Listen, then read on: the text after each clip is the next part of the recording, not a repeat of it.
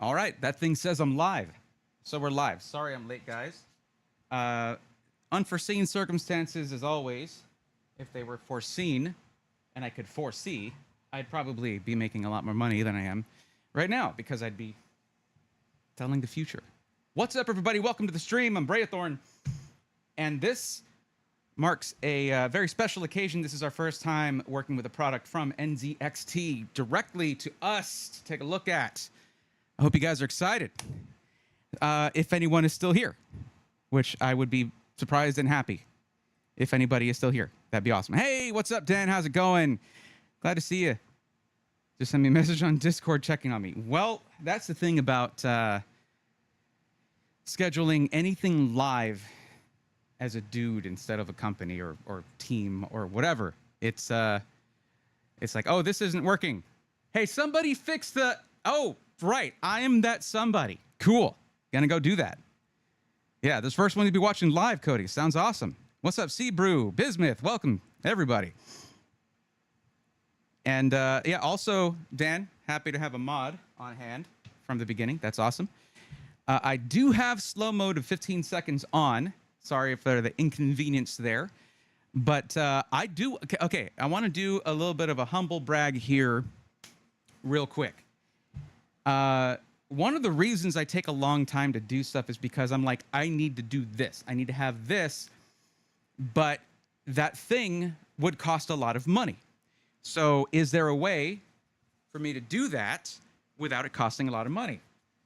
So instead I invest time, I spend a little time doing stuff, and that means I have something that would cost a lot normally way cheaper. For instance, live wireless monitoring, okay? Like lag-free monitoring of audio. God, it's a heat wave in Texas right now, guys, by the way. And I'm in a garage, so that's that. A monitoring system, $400 or $500 for like a wireless IEM monitoring system. Well, I happen to have this little setup here that was for... If you watch my PAX East video, the first one, like last year, I had a thing attached to my microphone that was wireless to the camera. Well, it wasn't very good for that. But let me tell you what it is good for. A wireless monitor, because the receiver has a headphone jack. And then I just plug my IEMs in. And I have lag-free. I'm talking completely lag-free monitoring without... Remember last stream, I was like, whoop, tethered to a cable if I wanted to hear my voice, which I like to hear my voice. So anyway, we're going to try to dispense with a lot of the fluff for this episode. We're going to try to get right into it insofar as I'm able to get right into anything. Because I like to say hi to you guys and, chat with you. Kevin Kuntz says Brayathorn. Kevin! Fernanda A. What's up? Andrew Chady. Recently bought a PC from Alexander PCs. Want to say thanks for your recommendation. You're welcome for that recommendation. That is my bread and butter. That's what I do. Gotta love live TV. Absolutely. Glad to see you back, man. We're glad to see you back. BMOC, what's up? How's it going? Welcome to the stream. Look, if you learned anything from Roby, right? It's like you gotta embrace the scuff. His stuff is way less scuffed than mine because he's got a team of people. I am the team of people. I'm the people. But yeah, it's scuffed here, but like I'm ironing it out. It's a new studio, new setup, and my main camera is busted. So this is a temporary setup, and I have like a temporary camera for my top down. And the main camera right now is the old faithful, good old ZV-E10 that I built the channel on. So I hope it looks good. I hope it looks okay. I know the color's a little different. It's a little too vibrant. I should probably do something about that. Let me adjust that a little bit. It's a little too vibrant. A little bit. Oh, it looks okay on this screen. Dang it. I need a reference monitor. I don't have a reference monitor out here. Like a BenQ or content creation specific monitor. I don't have one out here. By the way, BMOC, is it BMOC EG, BMOC Egg? I'm sorry, I didn't say their full name at the thing, but BMOC there is our newest techie in the Discord, who also happens to be a techie, or that role, over on Robitech's Discord, which is super cool. Man, you're just burning the candle on both ends there, so I appreciate that. Woohoo, first live, let's go, says, make it so. Make it so. Filona Burger Man is the second name there. What's up? The toast with the most has arrived. BMOC is fine. Awesome. I heard that's this is what I heard Roby call you. So here to witness greatness. Thankfully, that is subjective. Okay. You guys might notice I am, although I'm sweating, of course, it's a heat wave here. I do have the AC kind of blowing right on me, but so much I can do in a garage. I'm rocking the Nerd on a Budget here. Rocking the Nerd on a Budget merch. And there's a reason for that. First off, it's a purple shirt with like Transformers battling each other that represent AMD and NVIDIA GPUs battling each other. It's amazing. However, it's almost that the difference here is that the system we're looking at, instead of them battling each other out, you have AMD and NVIDIA working in harmony. Not an AMD Radeon GPU and an NVIDIA GPU, more like a Ryzen processor, but you get the picture.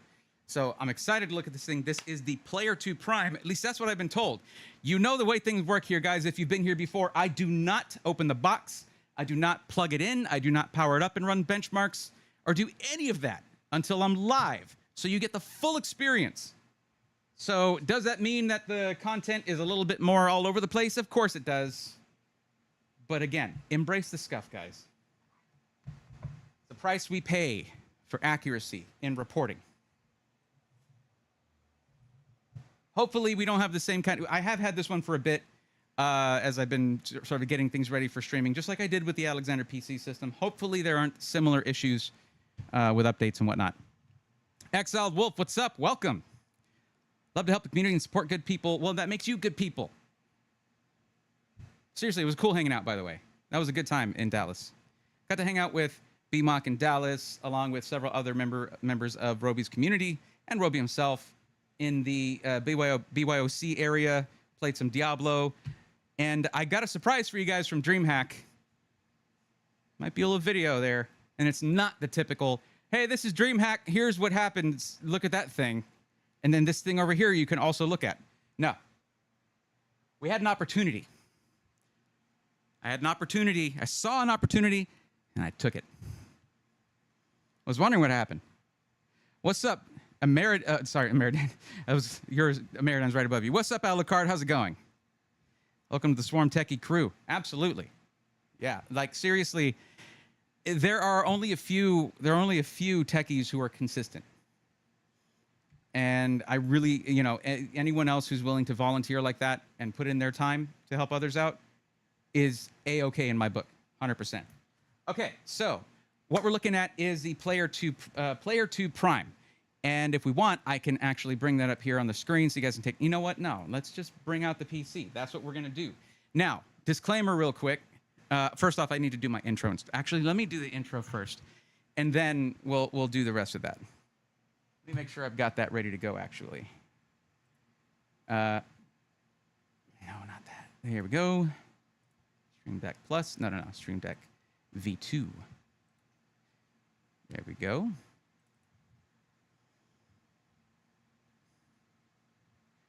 All right. Need to add a source visibility off after a certain time.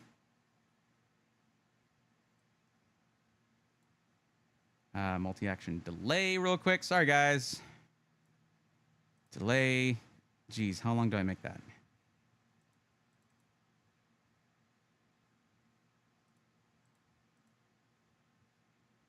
Let's make that 30 seconds.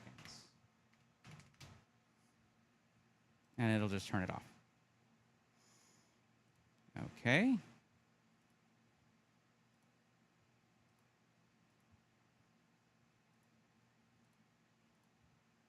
All right, before I actually say this is the intro, I'm going to test it out real quick. Let's see if it works. There's going to be a 5-second delay. Let's go, nerds. Yada, yada.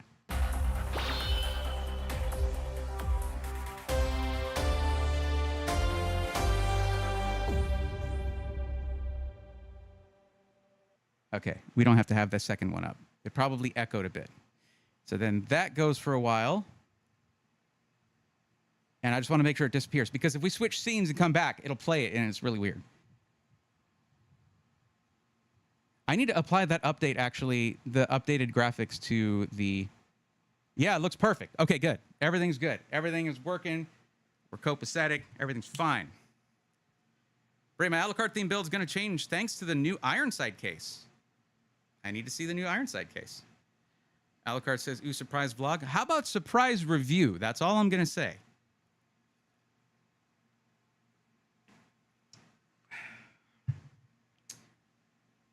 Okay.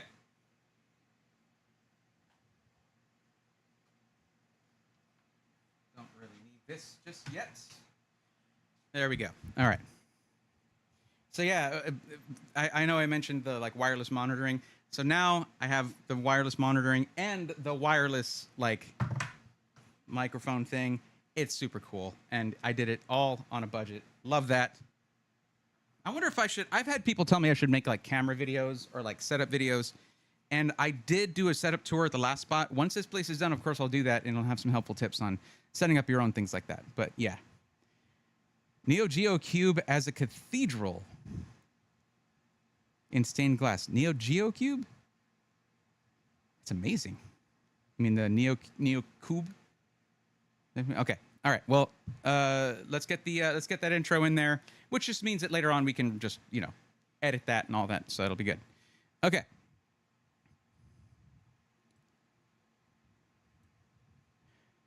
All righty. Make sure I've got this ready. Check, check, check, check. Let's go, nerds. Let's go, nerds. Let's go, nerds. Let's go. There it is. It's funny because I can actually do the sound effect one that I have. Let's go, nerds. Which is more, has more effects to it, like is more edited and polished, but like, no, it's live. I have to do it live. Okay. Well, first setup tip I've got for you is spend way too much time on doing the pegboard, which is actually the look is gonna change. I don't like the glide bar up there. Not a big fan of that. All right.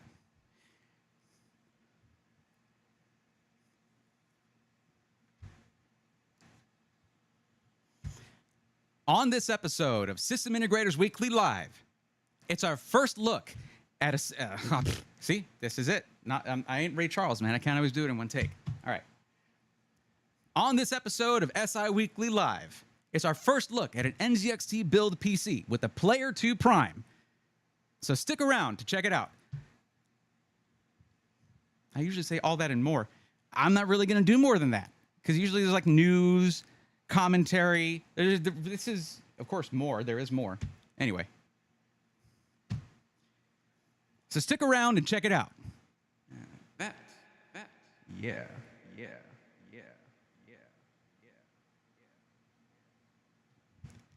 Let's go, nerds. Go, nerds. Go, nerds. Go, nerds. Go, nerds. Nope, that timing is terrible. Oh, wow. I also don't have sound on that. I need to monitor it. Let's see if I can make that happen.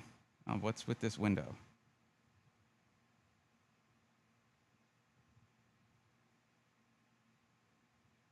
Okay.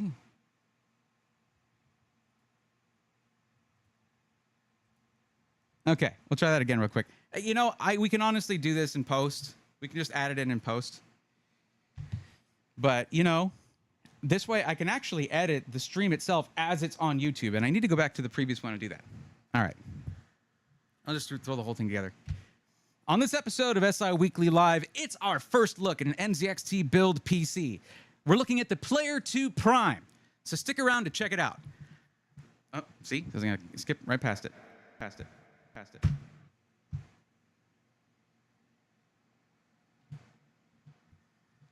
Let's go, nerds. Go, nerds. Go, nerds. Go, nerds. Go, nerds.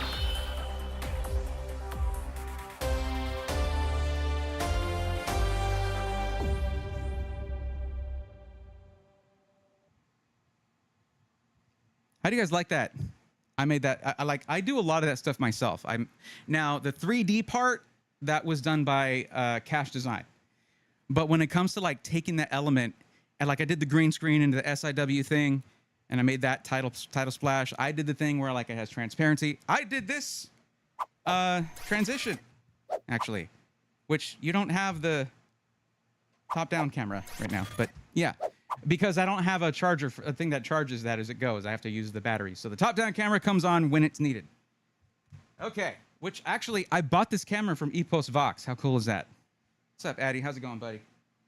We're not on a first name basis, probably. But you're awesome.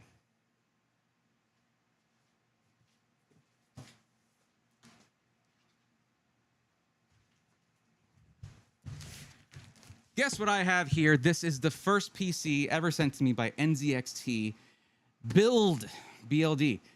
I've been talking about NZXT Build since episode 1 of SI Weekly. Like, oh, I just did something. I put it on the keyboard. No, stop. Oh my God, I opened up like a bunch of Microsoft account things. Nope. Okay, neat. Shout out to Cuddles for the editing of this stream. Yeah, absolutely. He's got a lot of his work cut out. Okay.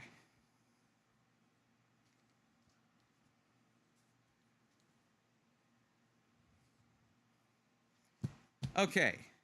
So. I always forget to take all the stuff off.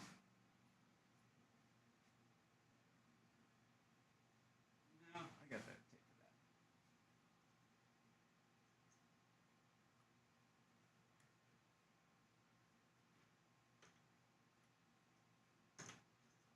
Okay.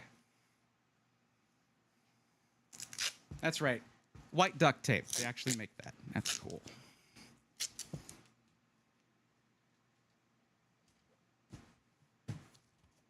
And it's not completely opaque, so I'll just put a couple layers. Microsoft jump scare. Okay. Dominic says, can I have one? I don't think I'm the person to ask, honestly. I have done PC giveaways. This isn't one of them. I'll do all my disclosure stuff here in a sec. Okay, I'm not even going to show that side. It's just all about being thorough. Late in the game, anyway. Let me actually lower this.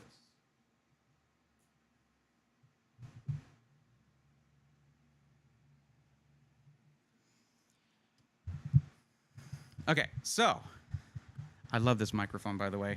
Always wanted the Super 55. I know I talked about it last stream. I'm still in love with this thing, all right? We're still in the honeymoon phase. Give me a break.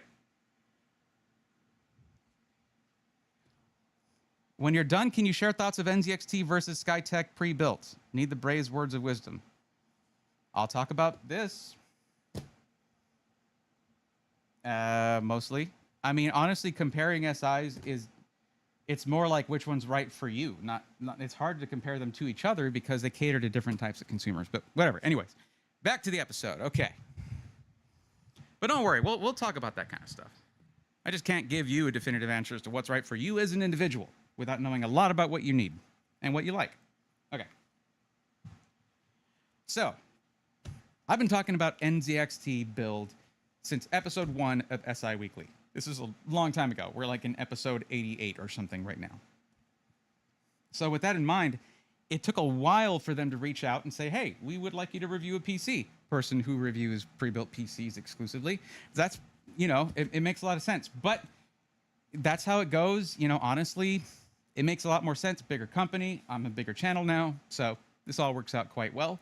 And they also just revamped their entire lineup of pre-configured pre-built PCs. Because, you know, on NZXT Build, you have either the pre-configured PCs. They have the build kits taken off for right now. I'm pushing for them to bring them back. And then they have the customizer, the configurator, where you can configure it yourself based on the parts they have in stock at that time, which that's one of the few SIs who will tell you, these are the parts we have. This is the manufacturer's, this is the type of, the brand of motherboard you would get. This is the brand of GPU you would get and what you have to choose from. that limits what you can choose, as in, hey, if they don't have a 4070 Ti from any SI, from any board partner or from NVIDIA directly, they don't have any. You can't just choose, give me a random one, whichever one comes in first. They'll tell you, this one's from MSI, this one's from Gigabyte, this one's from Asus, all of that.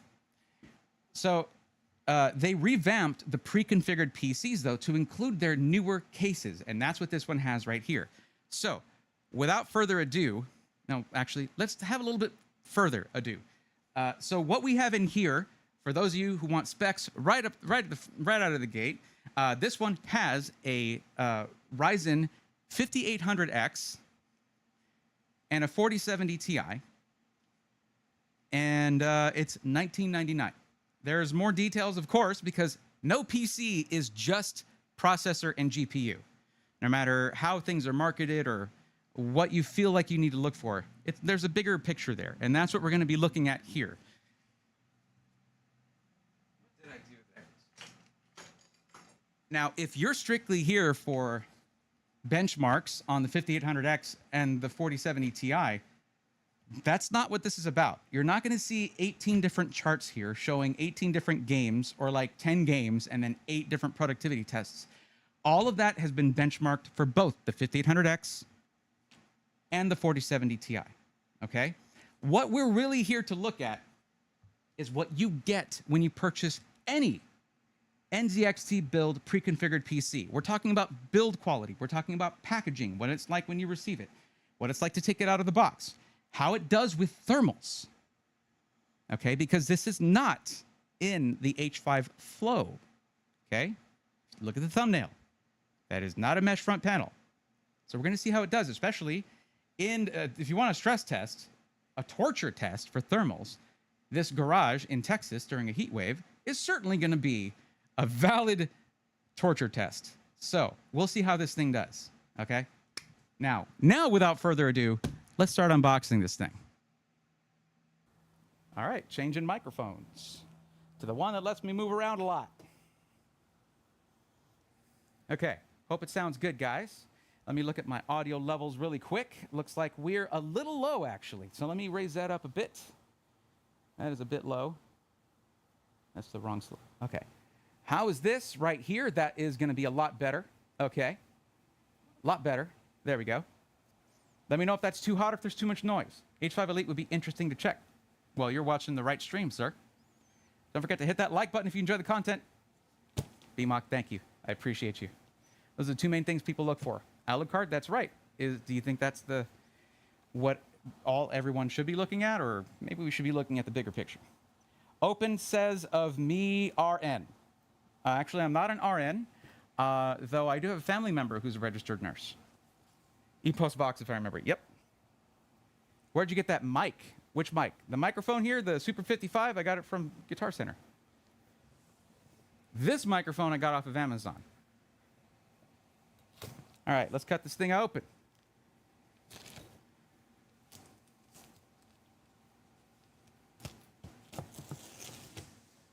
I need to move this keyboard here real quick. By the way, I actually built this for DreamHack, GMMK Pro. It was overkill, completely overkill. I did not need to build a keyboard, but it was Micro Center in Dallas. What am I going to do? Not go to Micro Center? Are you mad? Are you mad? And they just had everything to build a GMMK Pro keyboard, and it's not, it's a bare bones. It's not like getting a frame and a PCB and starting from absolute scratch, but it's pretty good. It was a good experience. I liked it. Okay, man, I don't have things like channel points and hydrate and stuff like that here. I need to remind myself that. Dan, thank you for the membership, sir. How the heck did I miss that? It's a big green bar across the chat. Welcome to the Swarmies. Probably welcome back to the Swarmies. You're also a mod, so it's a little weird, but thank you.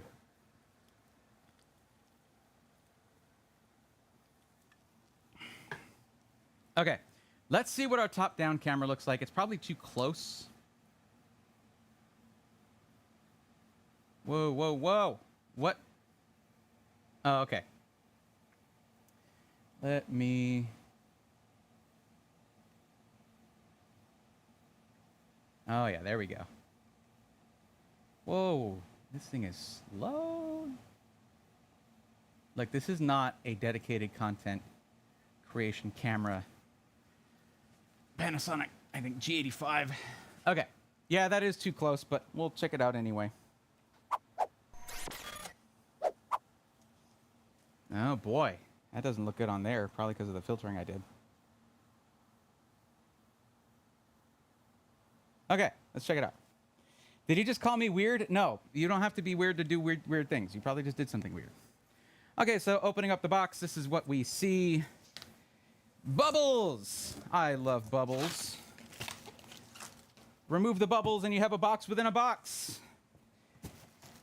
And it's basically the box for a PC case, and that is very normal.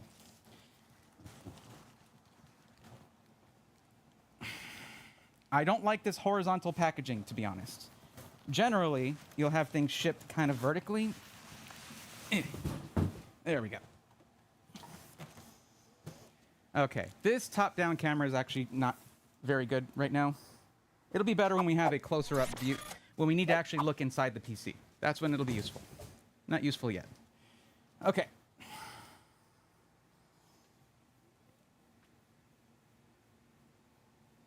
All right, so let's take a look at this thing. So basically, yeah, it looks like an H5 Elite case, because that's what it's in. Now, this just goes to show you the reason I'm always telling you guys, what do I always say about your packaging? Keep all your packaging. It's the best box and styrofoam and all that, or foam packaging, to fit your PC for travel, storage, shipping, all of that. You can tell, because they use it. There's a whole PC in here, not just a case. Okay, a little more cutting here.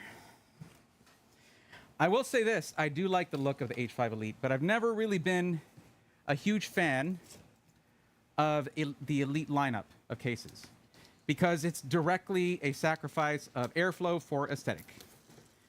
In fact, the very video that caused NZXT to reach out to me, in that very video, I said, and I quote, self-quote,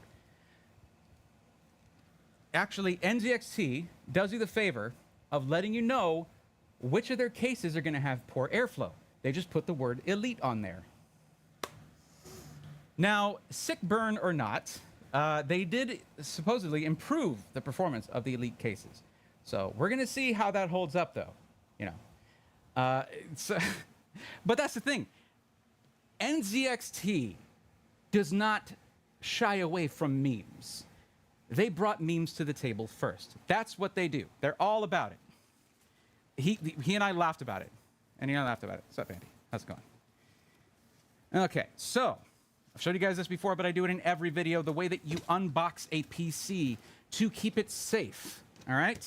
So wherever side the handles are on, okay, you want that to be on the top, obviously, this side up, okay? You're going to want to, I don't usually show this, but you're going to want to probably pull that out, these little handles, carefully. Don't stab your PC. You might need to like fold them or damage them a little bit to do that, because in many cases, it can actually cause the PC to get stuck in there while you're trying to pull it out. Come on. Be careful with knives, everybody. There we go. But that's the side you want up. You want to open that side. Don't worry, guys. This knife is not very sharp, which actually makes it worse to use, because dull knives are actually more dangerous to use. Whatever. You're not here for knife facts and knife safety information. You're here for PCs.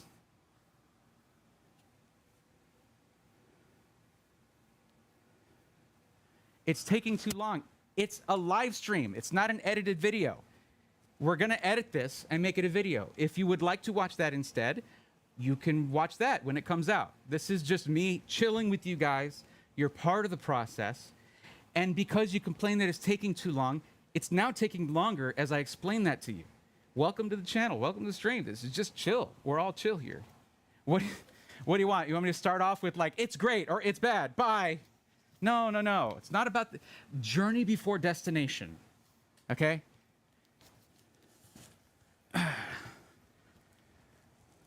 Some words of radiance for you right there. So what you do then is you fold down that, oops, I lost my pop filter there. Hold on, let me mute and fix that. Well, I'll do it in a second. So you take that tab there, you fold it down underneath, and then you can turn this over. What you got to be careful of is sometimes in the sides, they'll have stuff like pamphlets or extra stuff, but it's usually not breakable things. So, and then we just sort of slide it up right there, just like that. You guys would be surprised if you're wondering, why does he talk about taking it out of the box so much? I've actually gotten comments about how people are afraid to take their PC out of the box because they might break it. So let's consider them as well. NZXT's brand color is purple. I appreciate that as a purple connoisseur myself. Couldn't you tell? All right, let me try to get this thing back on.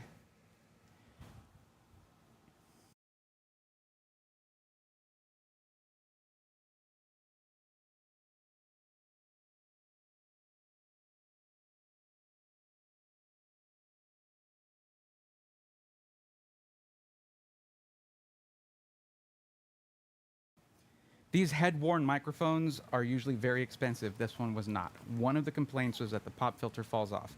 Their answer to that was to include an extra 5 of them in the package or something. So that's why I paid $99 for this one instead of $400 for a professional one.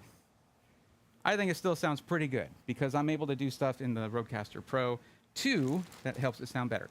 So we've got stuff. Don't we like stuff? All right, we'll take a look at this in a second. Let me just get my chat to where I can see it better. Yeah, guys, I don't want to lose sight of you. I'm already too dedicated. I don't care. I'm chill now. That's what I like to hear. Kind of, you're good. Welcome to the chill zone. Okay, so let's take a look. Gosh, so this is my Gamers Nexus mod mat, and it's absolutely insane with stuff on it. Sorry. It's because I use it. And I've got YouTube telling me now's a good time to insert ads. No thank you, YouTube. Leave me alone. That is very oversaturated. We can work on that in post. But then it's going to oversaturate, or whatever. Let's just see. No, I don't want to copy the filters. There we go. Let's just go to color correction real quick.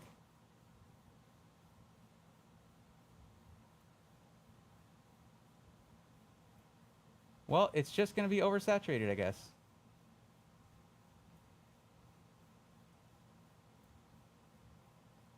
Actually, raising the gamma helps a lot. Okay. I guess that's going to have to do. Okay, so let's take a look at what comes in the package here.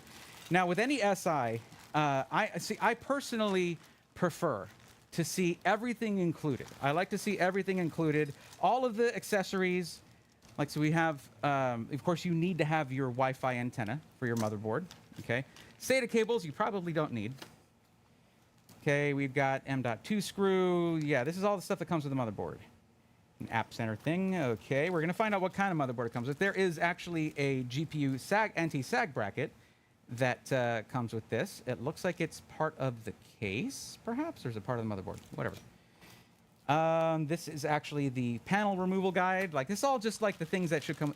And this is what I like to see. And actually, this is very different from the last stream that we did here, where the, look, and I actually got a response from TJ on this over at Alexander PCs as to why they don't include the other mounting brackets for their cooler.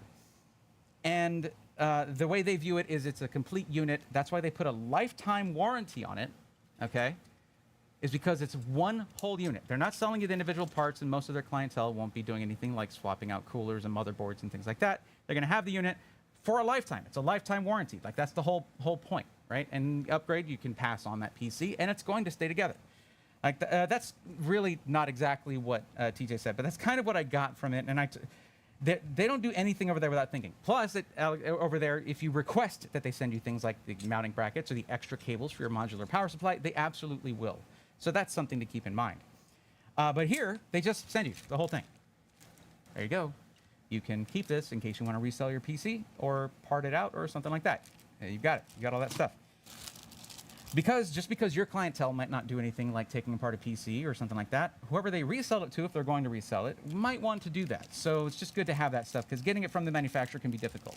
It does save on e-waste though, and they recycle a lot of the stuff that they don't send out. So, you know, it's 6 up, half a dozen down. It's the same either way. So you have motherboard screws here. There you go. I guess they had their own stock that they used. Mounting bracket info. That's just a bunch of paperwork, stuff like that. That's mostly it. Then you got your PCIe slot covers. Yay. Everything you need if you were building it, everything you would have had you built it yourself is here. And I'm just going to toss that in there. What you'll want to do is keep this in the box the PC came with. All right? Now, in here, we probably have the rest of the power supply cables because this looks like a power supply. When you buy an NZXT power supply, that's what your cables come in. It's a bag like this.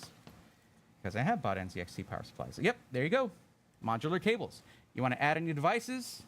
You are perfectly able to with these right here. You want to add SATA. You're going to, SATA, SSDs, anything that's an accessory requiring Molex power. You've got it all right there. Let's just put this all, it was separate, but we'll put it all in the one bag here and toss that in the H5 Elite box. Now, do you need to keep the outer box they sent it in? Probably not, but you could. Oh, sorry about that. You don't need to, but you probably could. Guys, I think NZXT sponsored this video. Dominic, they did not sponsor this video. They sent a PC to me. This ad is sponsored by Gamers Nexus. Please buy their mod mats. Actually, it's really hard to keep it clean. And if you try to brush it off, the surface will actually make your hand feel like it's on fire. The friction is insane. But I love this thing. It's very durable. Actually, so I forgot to do this, the disclosure thing. Live. Hi, I'm live. Okay.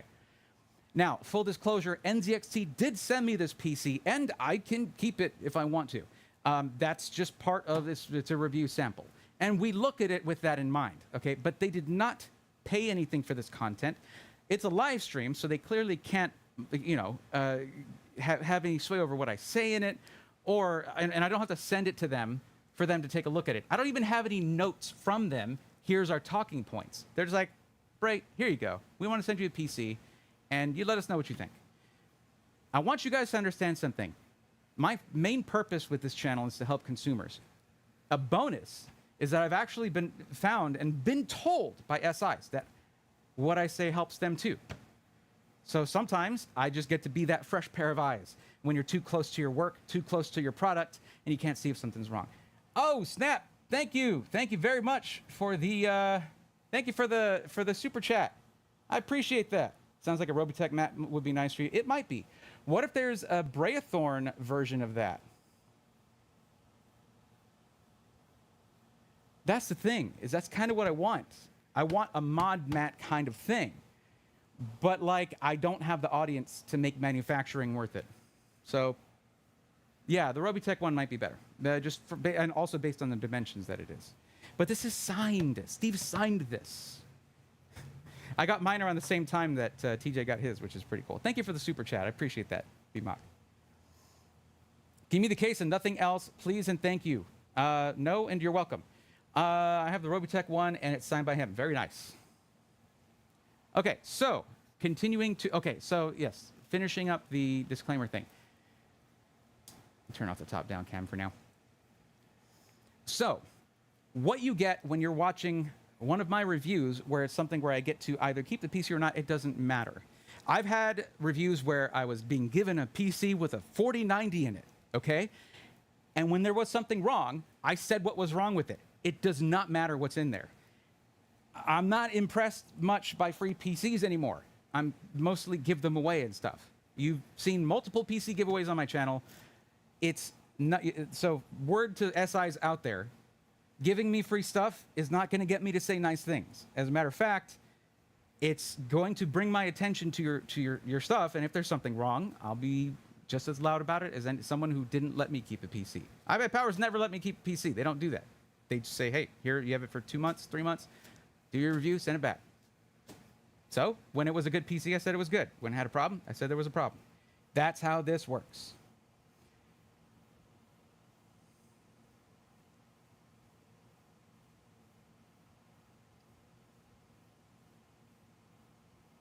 Ah, Mike Brazone's here.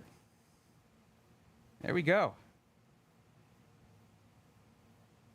Jerry Purnell with Byte. Required that to keep the hardware and for over 3 years participated in system view.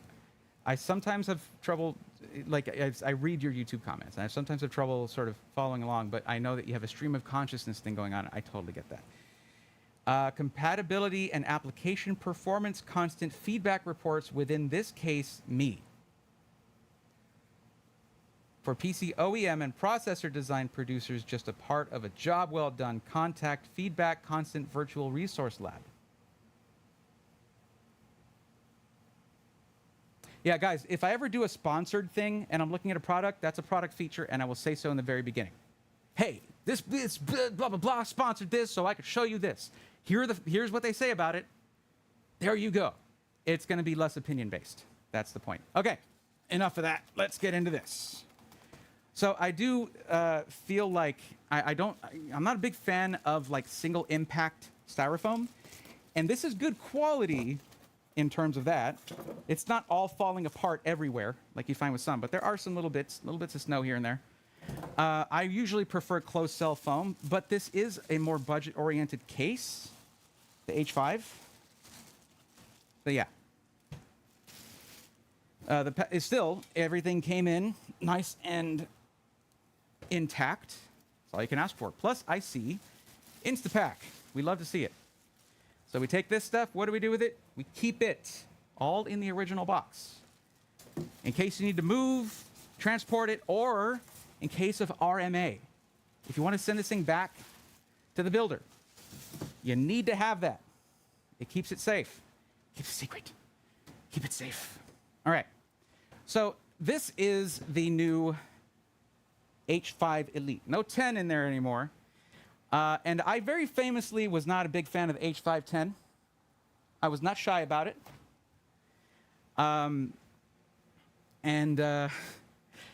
It's funny because my buddy Blaston, he's a huge fan of NZXT. For good reason. Their aesthetic is awesome, and he's very much about that. But when it came time for him to, he put I believe a 3070 Ti in his system, and he's like, I need another case. This is choking my GPU. I was like, hey, I know. I'm not surprised. Has Corsair ever sent you a PC? Not yet. Will you do a best 4K PCs video? Crash, do you mean 4K dollars or resolution? Resolution. Okay, Dominic already on that question. Is this stuff going to be on the test? This is yes. Yes, probably. Yes. The test is when you buy a PC and see if you get a good one. Okay. So where does this what it comes down to with a PC is this. Which one would be right? Not for everybody. There isn't one that's right for everybody. What's right for you? Okay? What do you want to do with your PC? Right here we have a 4070 Ti. Right away, you're looking at 1440p gaming at the very least. 1440p gaming. If you just get a 1080p monitor, you don't really need a 4070 Ti. 4060 Ti. 3060. Save some money, you know? But if you're wanting to game for 1440p and you want AV1 encoding, this is a great GPU for that because you're going to get, you also get DLSS 3.0 for games that are compatible with that. And at Computex, they announced a lot more games that are compatible with it, with DLSS 3.0, frame generation, all that good stuff. Plus AV1 encoding if you want to get into content creation or streaming. I am currently streaming to YouTube in AV1, though YouTube is not sending it to you in AV1 yet. Hopefully that happens soon. But anyways, what we're looking at here with the 5800X, though, because it's not the 5800X 3D, you actually have higher frequency because the 5800X 3D has to drop the frequency and you cannot overclock it. So it's amazing in gaming, but the 5800X non-3D that we have here is better in productivity tasks, multi-threaded tasks, things like that. Things that are not gaming. 5800X 3D gives up on those, but focuses on gaming. If all you want to do is game, you could actually get this and throw in a 5800X 3D if you want. or, you know, spec out one if they have the 1500 XTD on NZXT build configurator and go that route. So let's get this thing, let's finish unpacking this thing. Let's see if I can get a good shot top down, because the top down camera thing was very last minute when I had to take that setup apart because my main camera was messed up. Okay.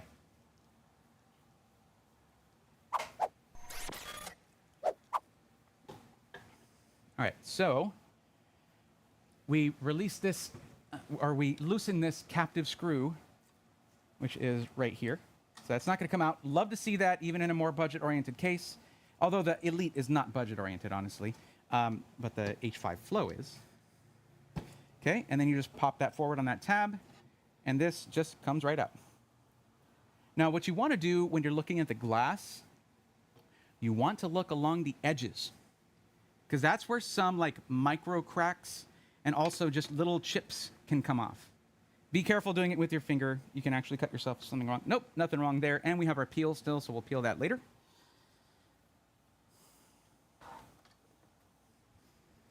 And of course, we have our Instapack here. Now, what you can do if there's a lot of pieces of Instapack, because there's some SIs, in larger cases, they'll put like 7 of them in there. You can take a picture of how it is and actually put 1 and like 2 on there, so that if you need to put it back in, you can actually reference how it went in there. Because this keeps its shape pretty much forever. We got a PNY 4070 Ti in there. Very nice. Actually, they didn't overdo it on the Instapack. That can be a thing, actually. Sometimes it does happen where it's overdone. And where does that go? Where does that go? In the original box. Don't let everything get separated. All right, let's get a light on in here and see what we see. So, let's see here. Pretty basic motherboard. Like, you don't have a cover over the I/O there. Minimal VRM heat spreaders there, heat sinks, I should say. Our 1 terabyte, oh, looks like we're losing focus there. Cool, love that for this stream, very cool. Okay, I guess you couldn't see any of that. So yeah, our VRM heat sinks are minimal there. Not super impressive. We have no I/O cover here, the I/O area there. We have at least we have a 1 terabyte M.2 drive, but it's a Western Blue, but it's a Western Digital Blue, WD Blue SN570, not the highest performing one out there. So for $2,000, the motherboard and storage kind of not too impressed with that. You got to remember, guys, CPU and GPU is what everybody looks for, right? But if your motherboard can't provide the power delivery for something like a 13900K or even 13700K, or for something like a 7950X, although you can run that in eco mode, whatever, you're going to have problems. You have to look at the big picture, okay? Now, the surprising thing is for the AIO, they went with an Aorus, a Gigabyte Aorus AIO, a black one in a white build. Even though we have white fans on the front here, and a white case, went with a black AIO. What I'm confused about, NZXT,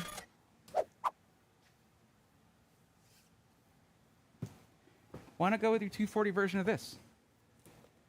So NZXT has actually sent me some parts because I'm going to do a DIY build as well. Yes, DIY content on the Braithorn channel. Amazing, I know. But that's NZXT wants to show their prowess in both categories. They're one of the few companies that is both a system integrator and a component manufacturer. So you've got Corsair that does that, NZXT that does that, and to some extent, iBuyPower with height. So they want to sort of flex the fact that they've been doing this for a while, making components and being a system integrator. So we got this guy right here, but why not? I mean, this actually, I believe, this 280 actually fits in there, but you could do the 240 version of this, and you can do the non-elite version as well, and it would just match so much better. I don't know why. Why not do that? It would look a lot better. I don't know. Maybe it's just me. Maybe I'm crazy. Maybe I'm crazy. But that's the thing, guys. You don't come here for me to be like, oh, this brand sent me something free, so it must be good. No, if there's something I think could be better. They also sent me this C1200 Gold. I'm excited about this because this has a 12VH PWR connector in there. So it's actually up to date and everything. And you know what I found out? Check this out. That's actually for the build as well. 13600K, because gosh, what a deal on cores versus price for cores. But Lee & Lee makes a 12VH PWR to 12VH PWR streamer cable. Yes. It's going to look sick. We're definitely not going to be doing this thing with a white case and a black AIO. I'm not saying that it's the end of the world. I mean, it's not like the end of the world or anything. I mean, I'm sure Aorus makes a nice looking, they definitely make a nice looking AIO, that's for sure. We actually still have, let's get back to this. We actually still have our peel right here, so we'll go ahead and do that. And this does, it seems to have a temp gauge on there, so that's kind of cool. But now even the basic Kraken AIO, which I think they got rid of the Kraken name, even the basic one has a temperature readout from NZXT now, so that's cool. But, you know, let's talk about cable management in the main chamber here. So it looks like we're using the stock 12VH PWR adapter here, and I gotta say there's a lot of tension right here. Like, this is very cable managed. So let's try to tug on it. It ain't coming out, so that should be satisfactory right there. That's good. But it is very tight, and that can be bad for that connector, and the solder's on the PCB there. Got to be careful about that. Don't get over eager.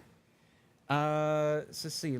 I will say that they are using two completely separate PCIe power cables there. Even the pigtails are there, but they're cable managed back. That's what I like to see. Do not use the pigtails, guys. If you can avoid it, you use it if you have to. And then you got to look at your voltage and all that, your wattage. T-Force looks like, okay. We got pros and cons here when it comes to the RAM.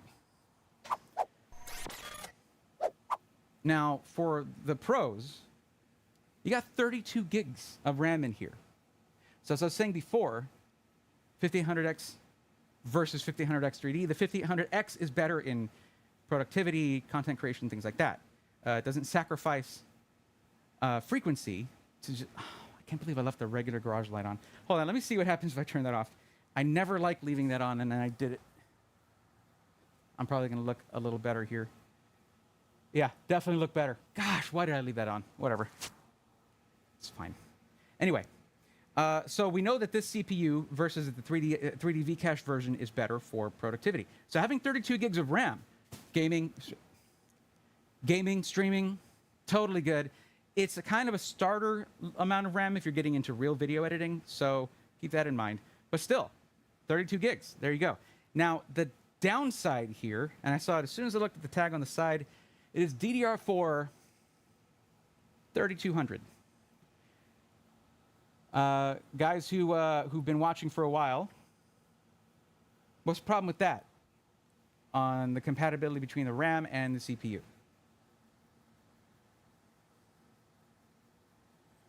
It's at least equal a 7600. What, the 4070 Ti? Did we get a cable mod connector for the GPU? No, I have the Lee & Lee one, though. I'm not using that in here. More than enough for almost everything. Yeah, it's more than a 7600, that's for sure. Oh, you're talking about the 7600 CPU. You got to remember, Ryzen is not being very kind to us with their naming convention. There's a 7600 XT, and then there's a 7600, and also 7600X. Guess which one's a CPU and which one's a GPU? Thanks, AMD. Appreciate it. Does it come with a warranty when you buy, or do you have to buy separately? It comes with a warranty. 2-year warranty, I believe. Let me double check that real quick. I'm just throwing that out. I believe it's a 2-year warranty, but I'm going to double check because I don't like to just throw out claims like that. Oh, cool. The Player 2 is actually front and center on the front page when you first open this thing. And actually, can we talk about this real quick? I can't see OBS. Okay. The picture is actually accurate. Although it shows an NZXT cooler, That's not accurate. But the motherboard shows that it is not a fancy schmancy motherboard. It is a pretty bare. In fact, it looks like the exact same motherboard as this one. I need to see if there's like a build. I didn't see a build sheet or anything showing the exact parts list. So I don't know. I'd have to actually look at this motherboard to see what it is. And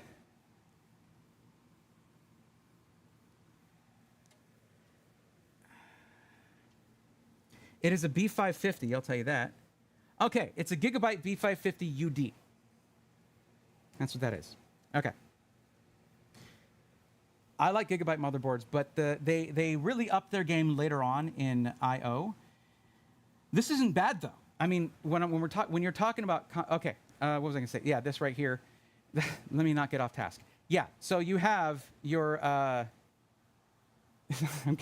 I get so distracted. Squirrel. All right. Yeah, so you have pretty good accuracy here. It's just they didn't use an NZXT cooler, and even in this one, they could have used the white one. But yeah, it's okay. It's okay. So if we go to gaming PCs and we go to, let's just say Player 2. I could have just clicked right there, but it should have the warranty information here. And again, the price on this is $19.99. I was already on the right thing. I had already clicked on it. That's okay. And equipped, built by experts, tested with care, Player 2 Prime. Player 2 Prime is one we're looking at. The regular Player 2 comes with 5600X and a 4070 for $15.99. That's actually it's a pretty good combo right there. For if you're looking for just a gaming PC right here, that's gonna be awesome. 5800X gives you a couple extra, 2 extra cores, 4 extra threads, and you get that extra TI on there. So there you go. Plus you go from 16 gigs of RAM to 32. We'll talk about the RAM in a second, but I'm not a fan of it. Warranty. Okay. That's not what I wanted. Where's the warranty? I must have scrolled right past it. High demand performance, and equipment. 2-year warranty. I went right past it. Okay, the 2-year warranty covers all parts and labor and support from our award-winning customer service team. Their award-winning customer service team, I should say. Now, it doesn't say anything. We can go looking for the warranty info. It doesn't say anything about shipping, but that is a reality. That if something goes wrong and you need to RMA this thing, you do need to ship it back to them. Most SIs, and I imagine it's the same thing here, most SIs will cover the first 30 days. If there's a problem in the first 30 days, it is clearly their fault. So they will pay shipping to them and then back to you. After that, you pay shipping to them and then they pay shipping back to you in most cases, and it's likely the same thing with NZXT, but don't quote me on that. Look at the fine print. So,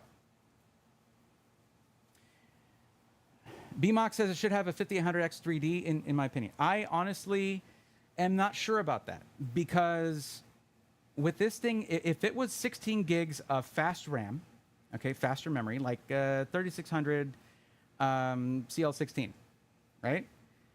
Then I'd say it's more focused on gaming.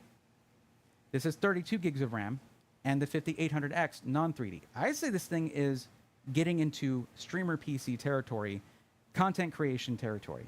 I built a lot of the channel on a 5800X. I had that for a long time as and a 3070. So this right there, you can edit video on this. And upgrading to 64 gigs of RAM would be super cheap, because it's DDR4 3200 CL16. That is dirt cheap, and it's not some unknown brand. It's T-Force, okay? It's Team Group T-Force DDR4 3200. That is so easy to find, and it is so cheap. So you could easily have 64 gigs of RAM in here. This could be a video editing workstation for someone just getting into it. So a 5800X 3D would spoil that, honestly, because you lose performance in anything but gaming. You gain a ton of performance in gaming, to be clear. I think maybe it'd be cool to have like a little checkbox where you could pay another $100 and get the 3D if you want to go that route. I think that'd be cool. Anyway, where's the problem with the RAM, though? Why don't I like that DDR4 3200? Well, because during Zen 3 and Zen 2 and all of that, okay, it was found, okay, with like your 3000 series and 5000 series Ryzen processors, that the real sweet spot for RAM frequency was 3600. And the reason is so that you could get one-to-one synchronization with the memory and the CPU, okay, and the memory controller. And so if you're looking at DDR4 3200 versus DDR4 3200 CL16 versus DDR4 3600 CL18. On paper, those should perform just about the same, but not so with 5000 and 3000 series Ryzen processors. You'll get better performance out of the slightly higher latency but higher frequency DDR4 3600. And it's not going to be anything earth-shattering, okay? It's just that Ryzen likes high-frequency RAM at the sweet spot. So NZXT has been building these for a while, and I would hope that they'd see. I mean, the pricing between 3200 CL16 and 3800 CL18 is very similar, about the same, actually. So DDR4 is dirt cheap. So I'd say that that's a change I would suggest right there, is go to the higher frequency and maybe slightly higher latency RAM, or even spend the extra and get the DDR4 3600 CL16. That's out there, and it's nice and fast. I mean, you're not talking about DDR5 speeds, but you're also talking about 5000 series Ryzen. It doesn't do DDR5. That's the other thing. Should this be a 7600X or a 7700X? Should this be 7000 series Ryzen for $2,000? That depends on your priority, okay? If you're the type that's going to be upgrading your PC, where you know, hey, I'm going to swap out the CPU someday, you might want to look elsewhere. It's not worth it to go from a 5800X to a 5800X 3D. It is not worth the money. Now, as the price continues to plummet, if you can find it, for the 5950X, if you want to go with something like a 16-core, 32-thread monster CPU from 5000 series Ryzen, that thing was awesome. You could throw that in there, and depending on if you're doing productivity stuff, then it might be worth it for you. But it's almost a year ago now that this platform reached EOL. So we're going to see how it performs. If you're the type that would never open up your PC and upgrade it, it doesn't matter if it's at EOL or not. If it performs well enough for what you need, then it's fine. If you're just gaming, the GPU is more important anyway. CPU can be important, yes, but the GPU is more important in that case. 1500X is solid, just hard to justify the price. Well, we'll see what the performance is. We honestly will. AMD likes 3600 better. Yes, AMD pushes more to 3600 for better options. Yeah, it's just because it likes to, the memory controller likes to be at 1300 megahertz, which matches up with that double data rate of 3600 megatransfers per second. For the nerds out there, there you go. That's the lingo. It's not like a difference of $5 to $10 for 3600 CL18 RAM. Yeah.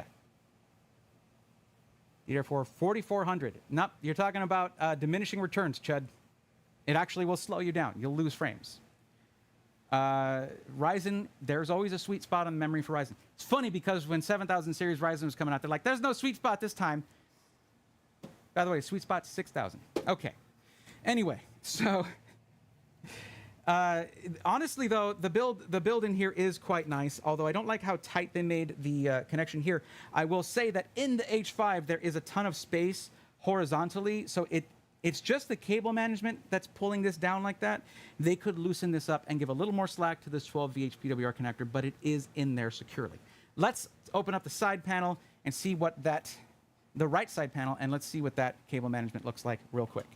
Because I am lingering on. Man, this is fully a 3-slot 4070 Ti. Wow, that is big. Okay.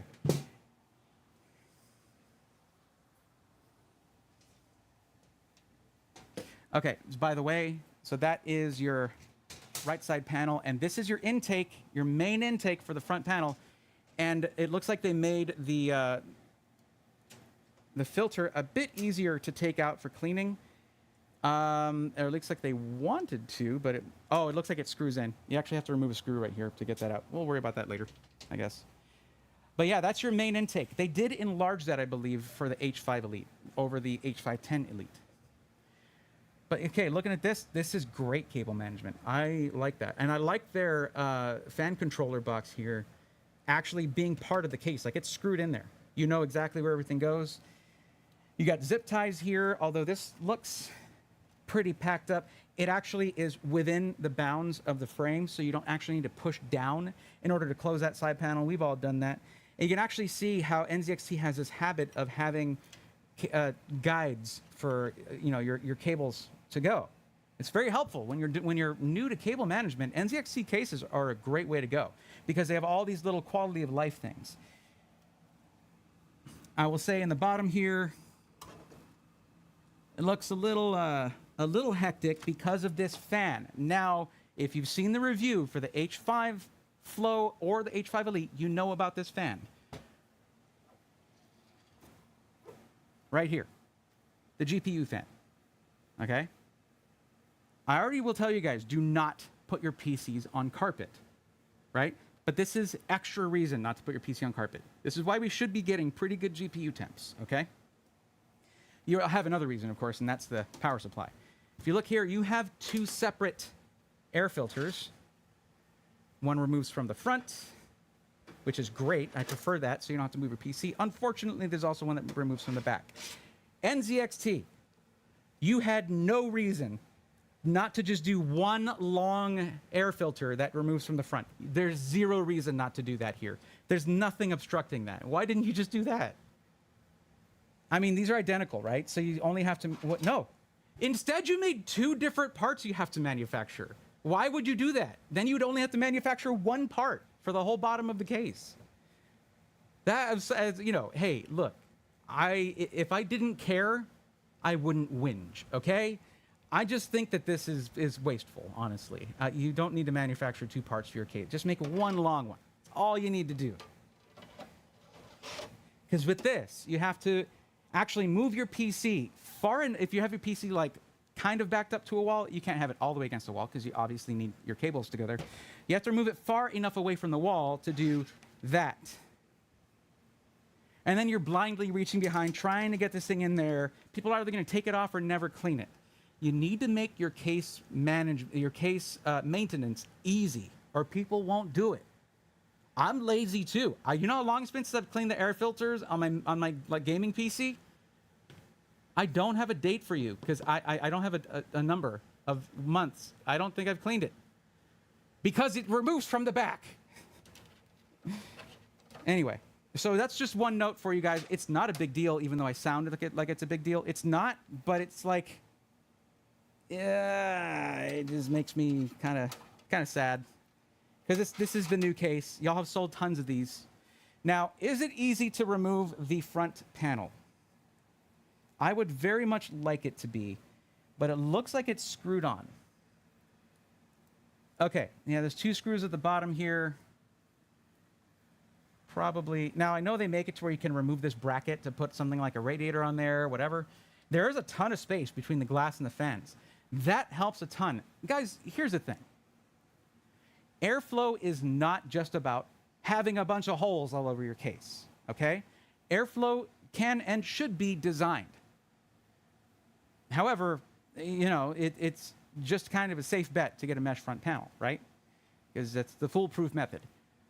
If there's enough space between the fans and the glass and you have enough intake of air, you'll have a vacuum in that's going to pull in air through a filtered area here and you'll be fine.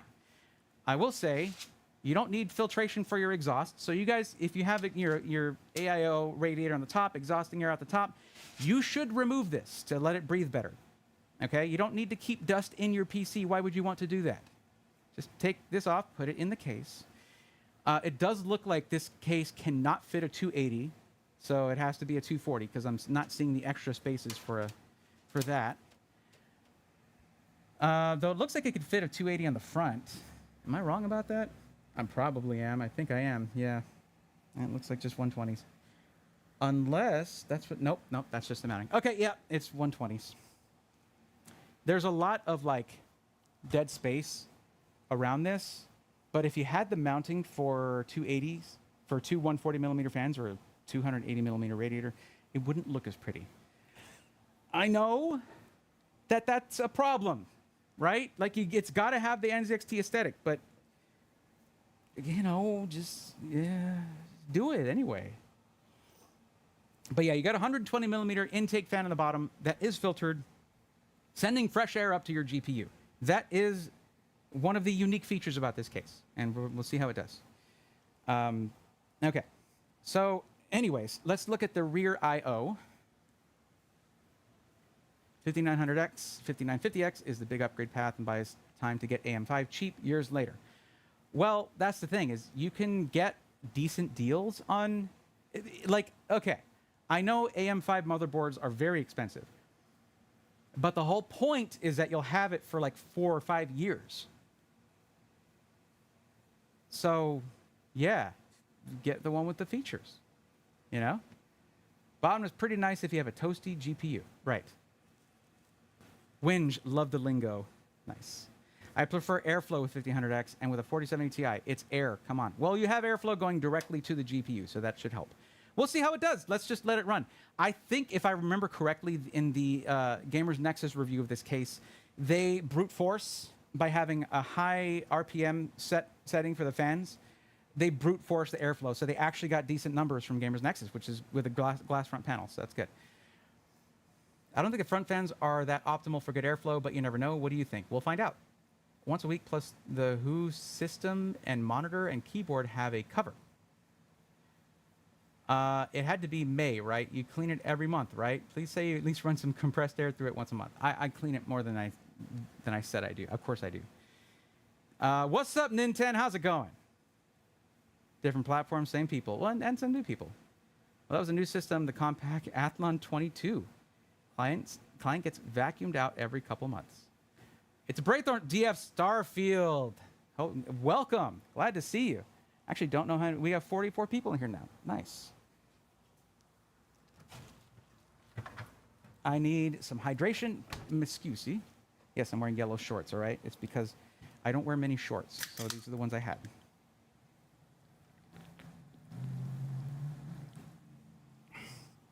Player 2 for gaming. Player 2 Prime for gaming, streaming, editing, pretty much. Now let's take a look up here. Wrong thing? There we go. Okay, so this is our rear I/O. And like I said, it's not too bad, honestly. You have 4 USB 2.0s, and you'll have like your mouse, headset, keyboard, all out of the way so that your 3 faster USB Type-A ports can be reserved for things that need it, capture cards, things like that. But this is not a lot of I/O. You also have a USB Type-C, but it doesn't list the actual speed for it. HDMI out, not a thing with the 5800X. It does not have video out. So I don't know why there were so many B550s that had HDMI out. Seriously. Of course, your Wi-Fi connectors here should be probably AC Wi-Fi, depending on the motherboard itself. I'd have to actually look at the specs on that. Now, you do have expansion slots here on the bottom. Okay? So if you're doing something like streaming,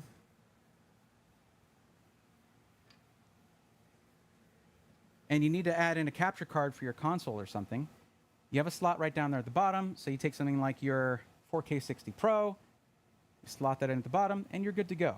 My thing is also, you can also use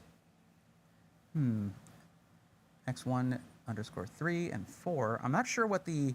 You do have an extra M.2 socket right there, so you can put in another drive. That's good, because this is only 1 terabyte, and yeah. Also, your Wi-Fi card is up there. That's kind of interesting, the way that that mounts. Anyways, so yeah, my other thing is that you can get something like a USB card, a PCIe add-in card, and you can add a ton of USB to this thing if you need to connect a lot of devices for streaming, okay? It's funny because I asked Roby whether what kind of capture card he prefers. He prefers external capture cards, even though I prefer internal ones because of the, connectivity speed. But connectivity is getting better and better via USB, so yeah. Remember that laptop I was fighting with like 3 years ago? Well, upgraded to a Legion 5, 3060, 12 Gen. Nice. 16 gigs of RAM with a 1 terabyte SSD. Very cool. Very cool. So what case is that? This is H5 Flow because this is the NZXT Player 2 Prime. H5 Flow, not H5 Flow. H5 Elite. This is the H5 Elite. I'm getting bad info from chat. It's the H5 Elite. How's the sound, guys? Is it sounding okay with this mic? So let's get this thing powered up and let's see how she performs. I want to see what this thing does temperature-wise because I can talk shade all day long, but if the temps are good, the temps are good. Let's close it up. Oh, I wanted to see real quick how easy that is to clean that filter.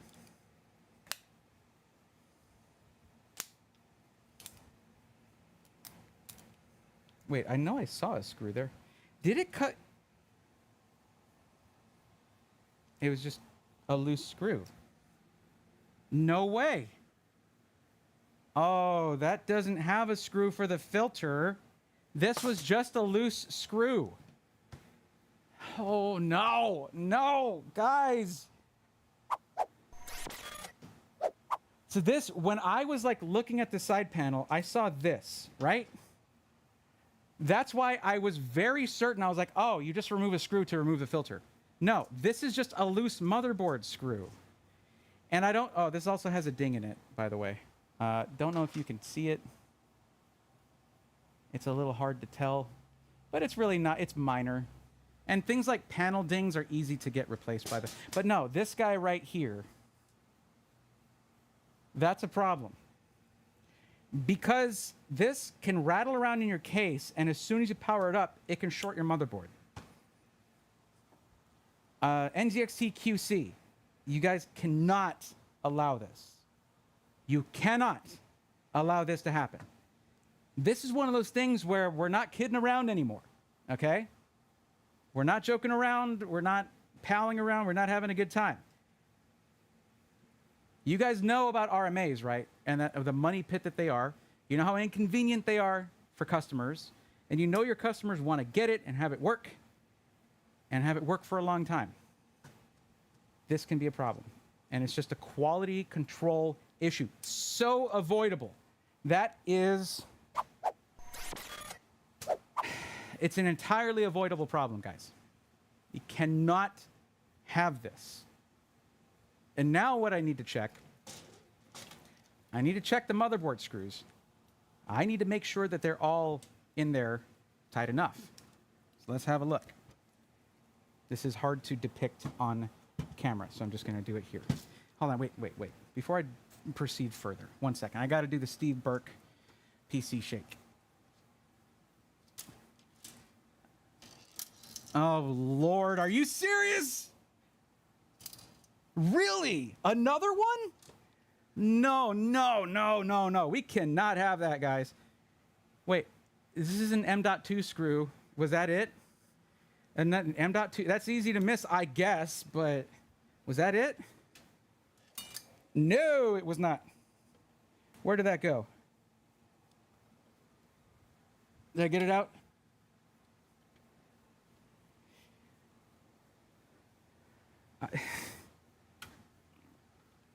Yeah, I guess I got it out, but I don't see where it went.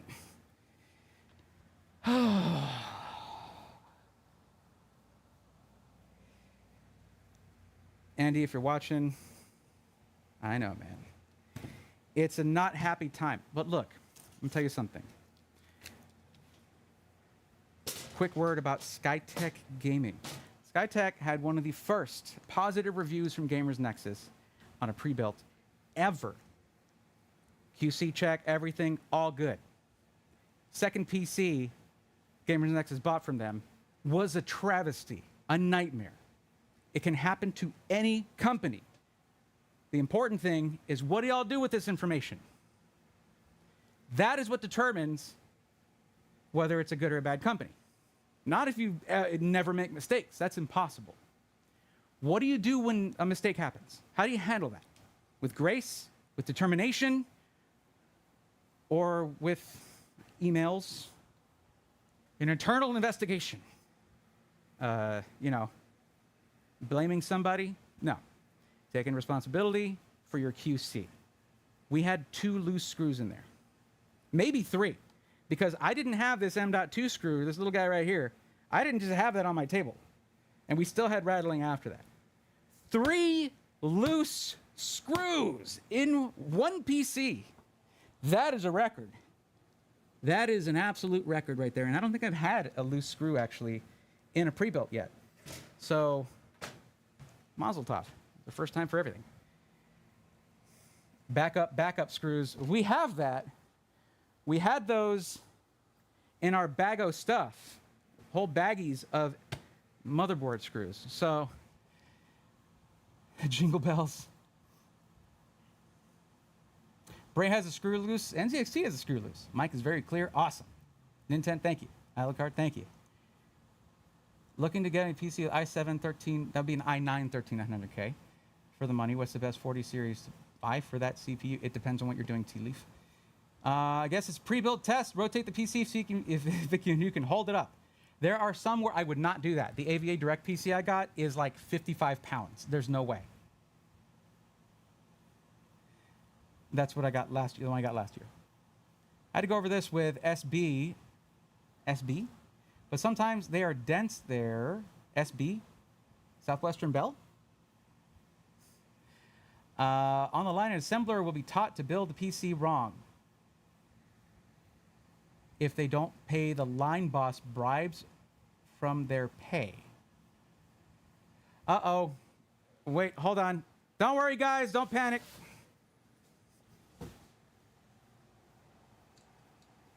I wasn't paying attention. I had this not plugged in, this camera, because otherwise it'll easily overheat.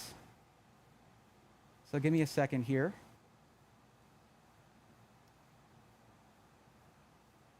Let's see if it can charge and run. It should be able to.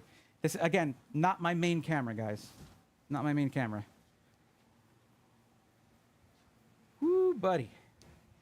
So we recommend buying this Player 2 PC because I need an upgrade. Well, right now, we're experiencing a QC issue, a quality control issue.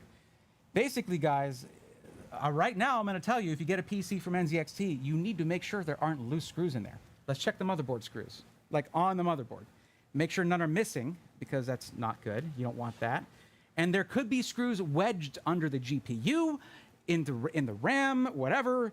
And I worry for turning this thing on now. The thing is, I'm not supposed to disassemble a PC before I turn it on. So I can't disassemble it, but we are going to run a check. That can go in the box. So we have a... I lost camera again. Okay. Hold on a second, guys. 1 second.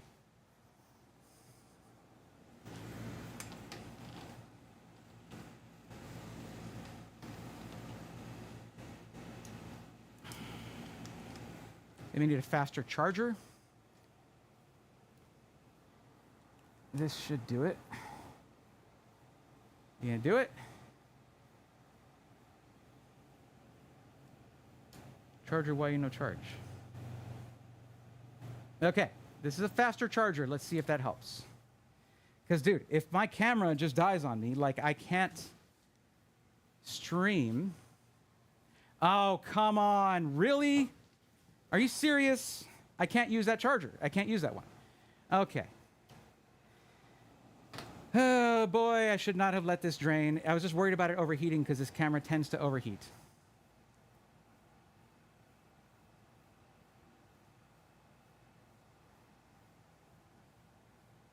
Unable to display. All right.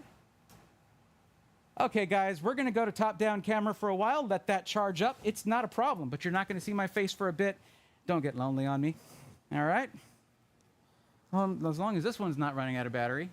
Are you running out of battery? No, you're still good. You have two out of 3 bars. Okay, I just got to hide this guy right here. There we go. And it's like I'm supposed to be like that. Okay. I did notice when I took off the top mesh that this guy is very well stuck in the wrong spot. That's supposed to go there. So I'm realizing that there seems to be QC issues over at NZXT Build. And that, hey, you know what? That is good to know for them. Like, honestly, I would rather know than not know if I were running a business like that. So it's a little health checkup for you guys, all right? You need to make sure you prioritize doing things like minimizing RMAs. Saves a lot of money. All that. Okay, I'm just going to run through this and check all of my motherboard screws. Oh, maybe that was the extra screw. It was actually stuck to this guy. I can actually run this thing around like a little magnet to check for that. But because of the AIO, it's hard to get to these. And it feels pretty good right there. That one's good as well. I really don't want to take this thing apart before I power it up, but I might need to remove the GPU for this. Good, good, good. I want to make sure there's no screws in here, guys. Screw right here is good. Carefully.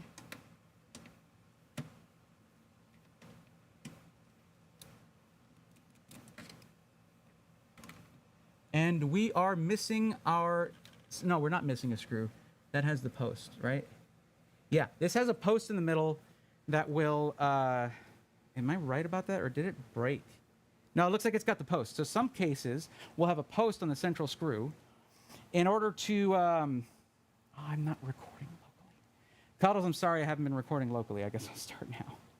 We still have the VOD on Twitch, on YouTube. Hi. Okay, so some motherboards for the central screw here will have a post so you can plant the motherboard in there. It helps position it so you can do the other screws. Now we're still checking these. I told you guys this stream would be scuffed. I did say it. All right, that's not going to be all of the screws though, but let's keep going. I am a bit befuddled here because there doesn't seem to be any missing screws from mounting screws for the motherboard. Okay. And they're all just fine on tightness. Should we remove the GPU just to check? What do you guys think? What do we think? Your soothing voice is comforting. I could change to this mic just for a bit. How's that? Is that better? Or here, how about this? Is this better for you? How's that? What do we think? Is this the right voice? Is this what we were looking for? Is this soothing? I think it is. Goro wants to know, what other websites would you recommend for buying pre-builts? Well, I got exciting news for you, Goro. I have a whole series of videos called SI Weekly. And every week when I'm available to make the episode, I go through many different system integrators in detail, in more detail than I can do here during this live stream. Anyway, that's enough of that. All right. Okay. I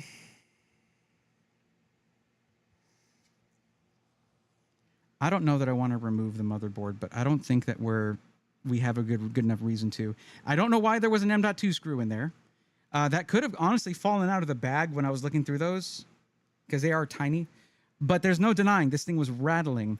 One thing I will say is probably that M.2 screw could have been in this standoff here, because if NZXT, let me lower this light a little bit. It's a bit bright. My top-down light needs some work, honestly. So if NZXT is doing the favor of putting in the M.2 screw in that standoff for the other M.2 socket, that's cool. But if it's loose and it comes loose and shorts your motherboard, it is less cool. So I don't know what caused that. I do not know what caused that. There's no telling. Zero telling. How there's no screws missing from the motherboard. What were they doing in there? Now we can check the fans. No, all the fan screws are there here from fan to radiator. There was no long screws in there anyway. Let's see here. All of our screws in the top here are present. And let's check down here. How do you even get to that fan? I guess from right here, but how do you mount? Oh, you can remove this right here. Okay, I'm not about to undo all that. But you can I was wondering how you get to the GPU fan, but it's through here.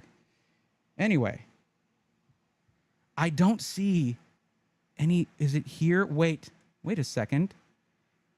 These look like, oh, they're rivets. That is riveted there. These are rivets. So it's not screw holes with missing screws, nothing like that. There's nothing I can see that's missing anything. Why is there a thumb screw? Oh, that's for the, this is your SSD bracket, by the way. You can put two 2.5-inch SSDs right here, mount them very easily. Just put that bracket back in. That's why there's a thumb screw there. I am honestly at a loss here how those screws ended up in there, because let me grab this bag.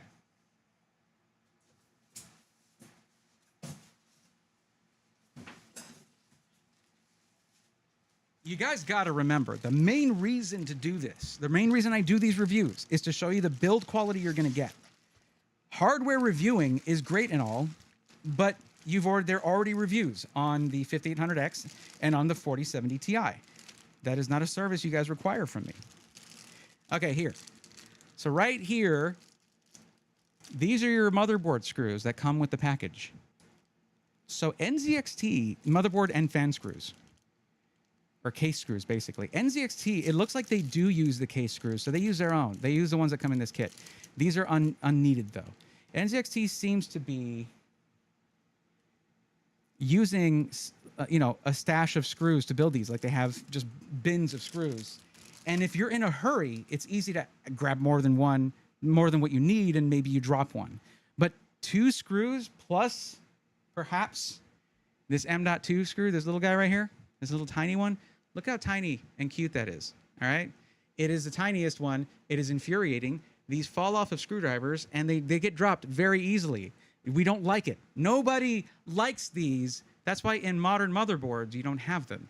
You have the little Q clamps or whatever you want to call it. But they're very easy to lose. But something like this is not as easy to lose, and there seem to be 2 of them loose in the case, because this one fell out, and then the other one, I think, tumbled out when I couldn't see. But you guys heard it. So, yeah. Anyway, I guess we're safe to power it up. But I'm thinking, yeah, the reason that those screws were in there is because they were using a bin of screws rather than the ones that come with the motherboard. I don't know, because it looks like this is what comes with the case. I said case. I said motherboard. I meant case. It looks like this is what you get with the case, and like they did use something off of it. So this is all conjecture at this point. So we'll move on. I'm going to keep these out here. These are for the Wi-Fi, so you can see what they look like on there. I personally prefer Wi-Fi antennas to have the extension to where you have the micro coax connections that go to a wire, and then you can place your antenna elsewhere to get better reception. But, it is what it is. Those are longer antennas than I usually see, so that's nice. Yeah, this is what I was talking about when I was saying, in the M.2 thing. This is how M.2 screws need to be packaged. You see this big old bag? It sucks that it's a single-use plastic, right? But this is how you don't lose a tiny screw like that, okay? And definitely it's how you don't lose them in the case and then not check it.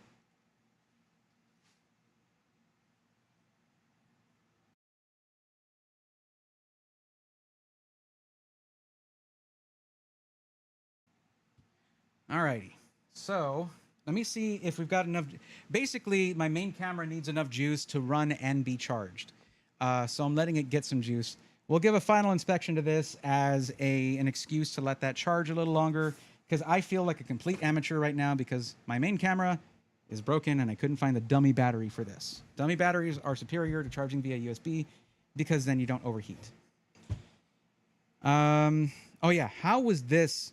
So this was our PCIe connectors, feeling kind of tight, pulling on this a little bit. Let's look at how that's cable managed in the back and if it's easy to loosen up. Because if that's the case, I highly recommend that you do so, the viewer at home, if you get a system like this, so that it's not tugging on that 12VH power connector. And that should be these right here. So what you do is you just pull a little bit and then push it through. But you see how the pigtails are here? That's why they have them so tight. So the pigtails are hidden. But I would say the health of your connector is more important than aesthetics. I don't see any tape on your RGB connectors right here. Those can easily become unplugged. So that's something I do suggest. I always like to see it because that's an RMA blocker, right? That keeps RMAs from happening right there. The silly ones. Did I do something here? Come on, plug right back in, please. So I'm not supposed to disconnect anything until I power it up. Power up time. Let's do this. I will power up the camera. We'll at least get the shot of this thing powering up, and hopefully we can get some footage as well of testing it. And this is Linus's outfit. No, this is NZXT. Linus does not have, he does not run a system integrator, and he doesn't want to. Trust me, the idea has been brought up to him before. And just like me, because I've been asked the same thing, hey, why don't you just start an SI if you know, because you know a bunch about them, you know how you would want them to be run. But like, that knowledge is exactly why I would never, ever run an SI. No freaking way. That is way too much headache, man. Too much responsibility. I mean, you get a couple of loose screws, and then you got people complaining all over the internet. Forget that.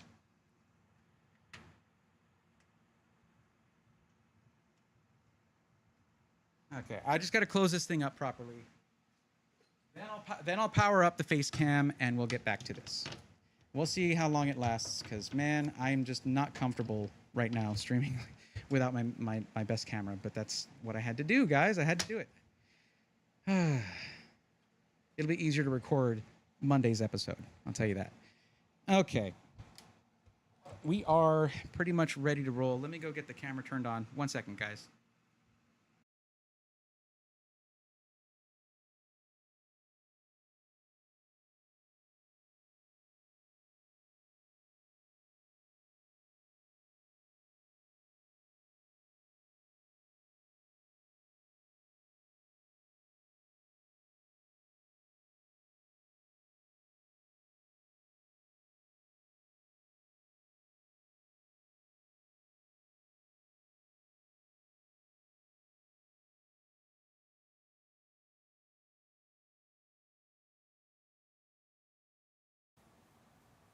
All right, we might be in trouble because this thing is still showing a low battery sign. I don't think it's going to last very long. Yeah, I don't think it's going to last very long. It's still showing low battery. If we have to end the stream early, we'll pick it up tomorrow. I'll do the rest of it tomorrow. If you want to make it an SI, I'll join you in that. I don't, and you don't either. You must trust me on this. You're a techie, you know. I would rather be on the side of consumers rather than, because if you run a business, you are there to make money. That's the idea. That's what you're supposed to do. All right, we'll power this thing up at least. Come on, let's go. Let's get it powered up.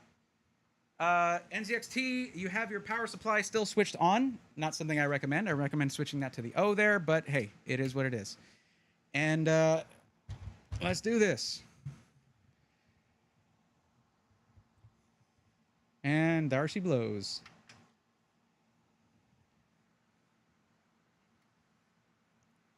Oh, those fans are loud. But that's normal. Usually when a system starts up, you got loud fans maxing out right off the bat. I can work in the warehouse, says Nintendo. Now I would have you work on our sim rigs because we'd sell those too. As I say, things can't be perfect and mistakes happen, but fixing them is what we can do most of the time. That's true. Yeah, you get people ripping on your work for like no good reason, to be honest. Yeah. Sometimes there's good enough reasons. No, it's not. But Linus once worked there at NZXT. No. That's NZXT is not. You're thinking about what's it called?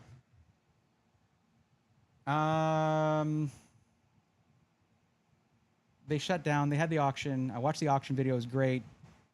NCIX. NCIX is where Linus used to work. And that was a Canadian company. NZXT is not Canadian. Let's see. Let's find immediate usable small mishaps. The screw thing can be a major problem. You can have a short from that. It can get stuck in a fan, something like that. It can cause major problems. There we go. Everybody chiming in with NCIX. There is a delay on chat, so I want you to know that I got that without chat cluing me in. Thank you though. But yeah, there is a delay on chat, guys. I don't know why, but it's a pretty major delay.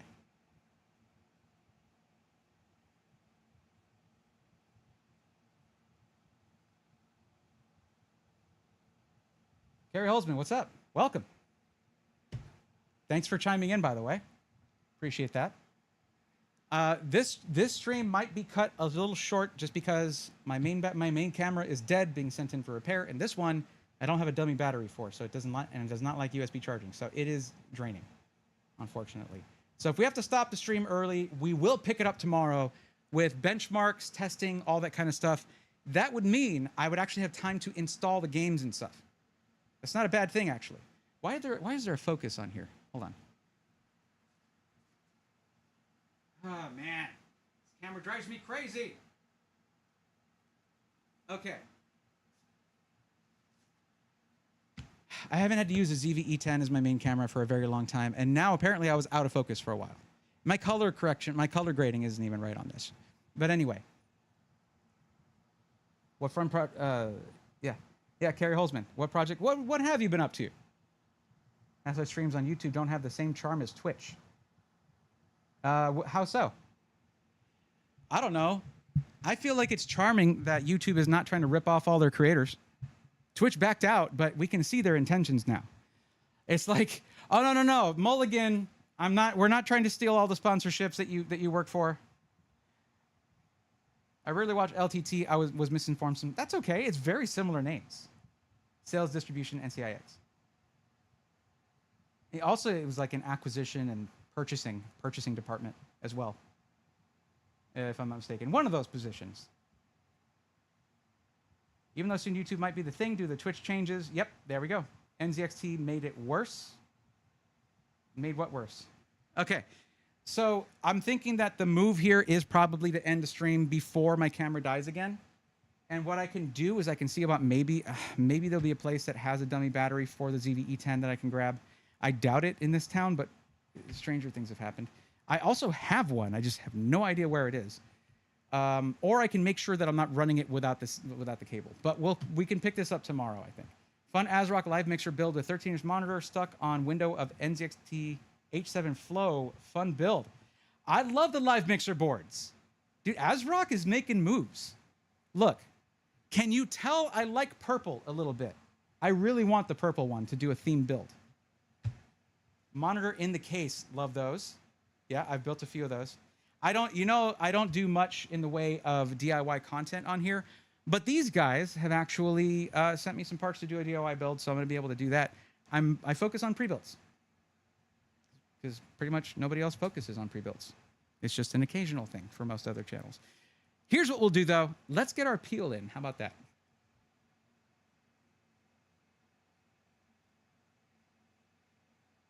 Hey, it's any second now. To find a conveniently lifted. I just cut my nails, all right? Give me a freaking break. It's okay. Nothing has to go right. I can still manage. I'll maintain. I'm good.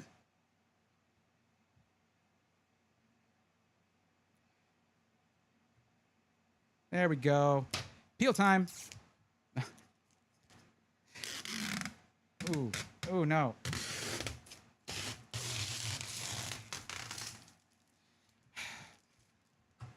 Nope.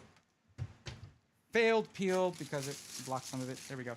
And it left a bunch of adhesive on the glass. NZXT, get good. Get better plastics for peels. Can't savor that. That is saver proof right there. $900 with a 13500. 13500 is nuts. That thing is crazy. That and the 13400. I don't know if you guys remember, but way back when, I think it was, I don't know, it was in December. I was obsessed with the rumors about the 13. Whenever it was way before they came out. All right, I was obsessed with rumors about the 13400, especially in 13500, because like E-cores. Once they had that list, they sent out the list, and it was like, whoa, there's E-cores on the 13400. What? I knew that those were going to be budget bangers. Yeah, bad peels happen. All right, it's a good summary of this whole stream. And my small screen works. Yeah. There's no temp readout. It's supposed to say a temperature, by the way, on this AIO pump. $900 with 13500. That is sick. Oh, that's right. I'm not on this mic. 1 second. Now I can lean forward. There we go. See if you can do a better peel on the front glass. There is another peel. There's a chance for redemption. Let's see. Remember, the quality of the peel isn't necessarily up to me. How did they end up with all this adhesive on the side? I mean, I work with what they give me, all right? You ready? Here we go.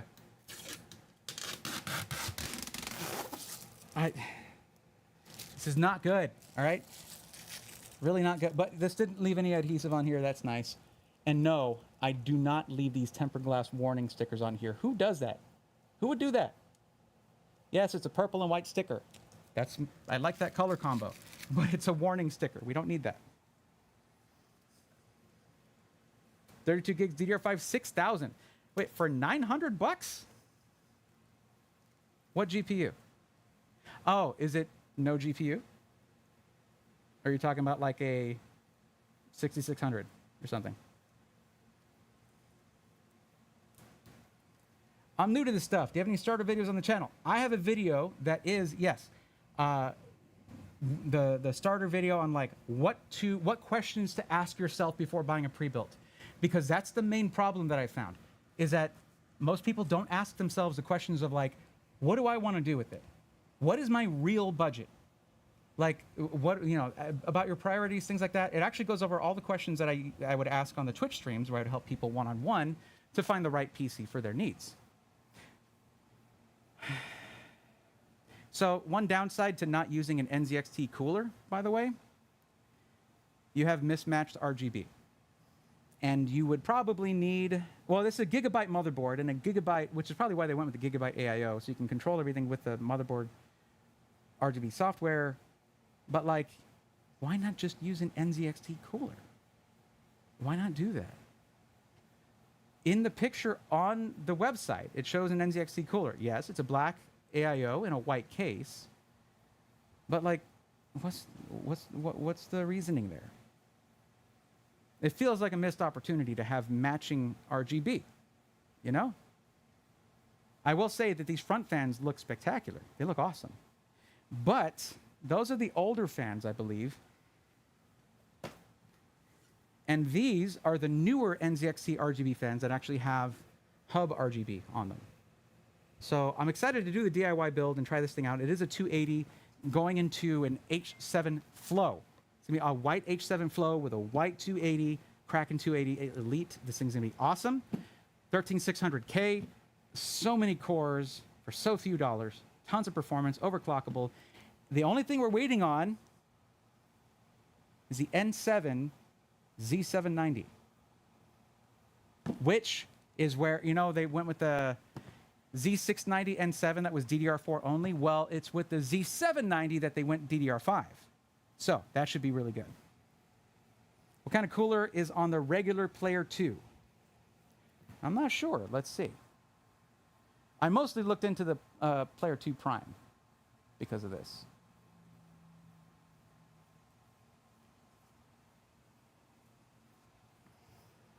They probably go, I mean, they might stick with the same cooler. No, looks like it's a... my camera's still on. That's great. Okay, looking at this. Either 120 or a 140. I can't see. Okay. CPU cooler, NZXT Kraken 120. So, the viability of 120 millimeter AIOs is definitely questionable.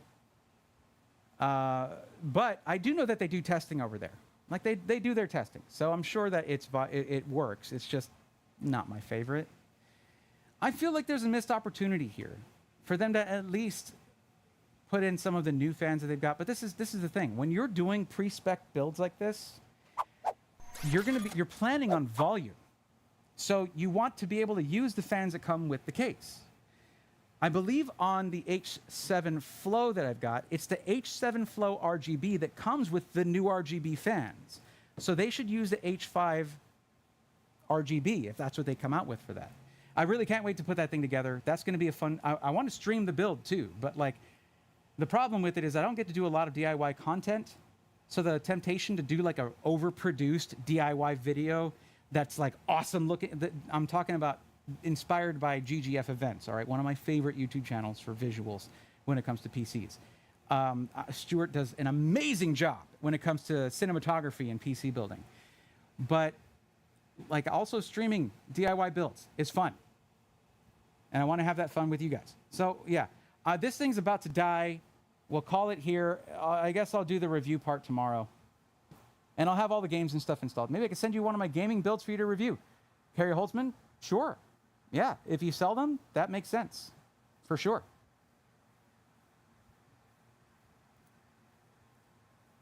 Current beg for allocation in the prior handouts. I'd take the handouts. That would be fun. Who wants to buy current overage from Dell anyway? I use the NZXT H7 Flow RGB on the live mixer builds. Did a black one and a white one. So this is a new studio. This is a new studio setup here. And I'm still... What's going on with my focus? Why am I out of... Stop focusing on the PC. I'm the important one here. All right. Jeez. This camera. So, Carrie, my FX30, the HDMI and the USB Type-C connectors, the ports both died. So I had to go back to my first camera here, which is the ZV-E10 that I built my channel on. And the FX30, the Sony FX30, is being sent to Sony for repairs.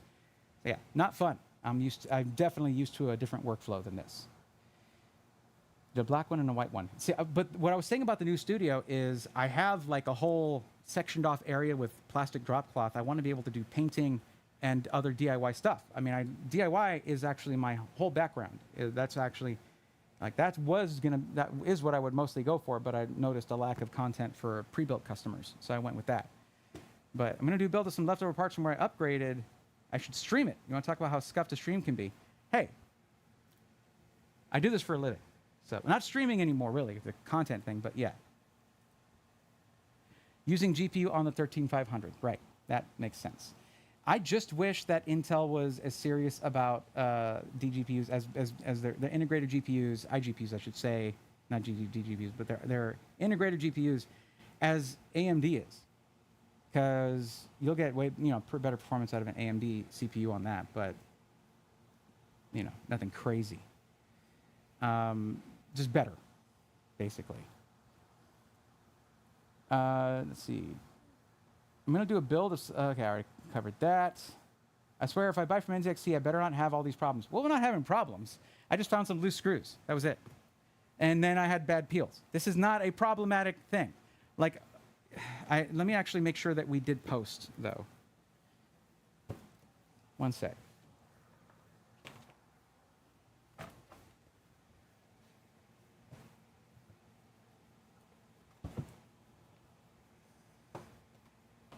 I also need to figure out my workflow for basically capturing systems, because this build was mostly centered around video production, not streaming. Come on, buddy. There we go. We go there.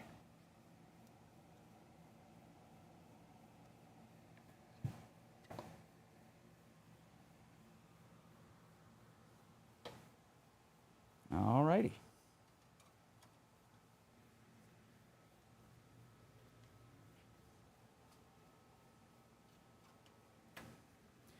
Yeah, looks like we're just getting our setup stuff. So everything looks fine. Wait, what happened to my extra mouse? Oh boy. All right, I guess I'll just grab this one for now. Yeah, we posted. Everything's good there. And I'll show you. Well, I can't because I just took my mouse off here. I swear, dude. I swear. So scuffed. All right. God, Bray could at least have, like, background music. No, that's the wrong thing.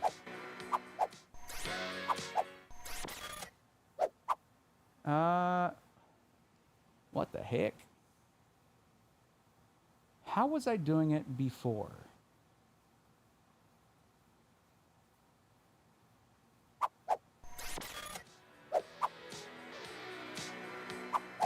Ah, there we go. That's probably it right here.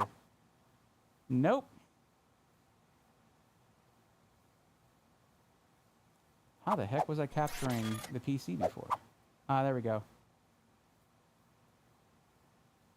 Well, it's not capturing anything right now, but it will. Can't believe my main camera's still going. It has that like emergency blinking thing on the thing. Okay, so let me get through the initial thing here so I can duplicate the screen real quick, and then we should be good. But it's basically in the Windows initial setup thing. Easy peasy. But hey, I'll say it didn't short out, no problems like that, all good. And no, I don't have it hooked into. Let me see. It's probably gonna make. I don't care. I don't feel like going through all the rigmarole of bypassing all that jazz.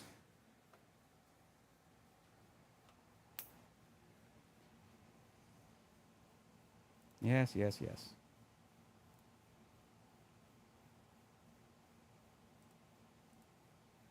But excuse me. You mean no internet? You got internet. It's blinking. Okay, connected. Next. Cool. I'm going to have to sign into that. It's okay, though. I don't mind. Totally fine. Everything's fine. How are you doing? There's no got a 4K 4 port. Yeah, I've got that. I've got the Camlink Pro. It's a Camlink Pro. Oops, excuse me. And that's what I'm doing. I have that, but I don't think it catches BIOS. I'm not sure. I have the 4K 60 Pro as well.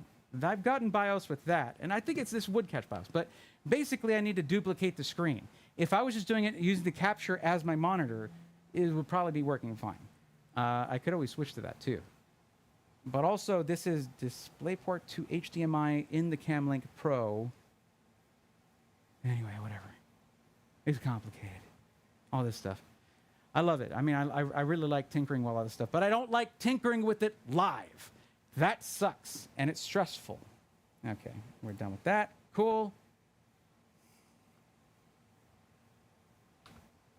Oh, you're off. Okay. Yeah, that will get in the way of typing. Your keyboard, your wireless keyboard's turned off. I hate the switch on this thing. Okay. Looking for HDMI sources on screen at the same time, plus a window capture on the streaming PC. Yeah, absolutely. Entering Q1 2024, hard to say. Good deals now. Well, the market is in. We're certainly in a recession. I mean, the market is kind of.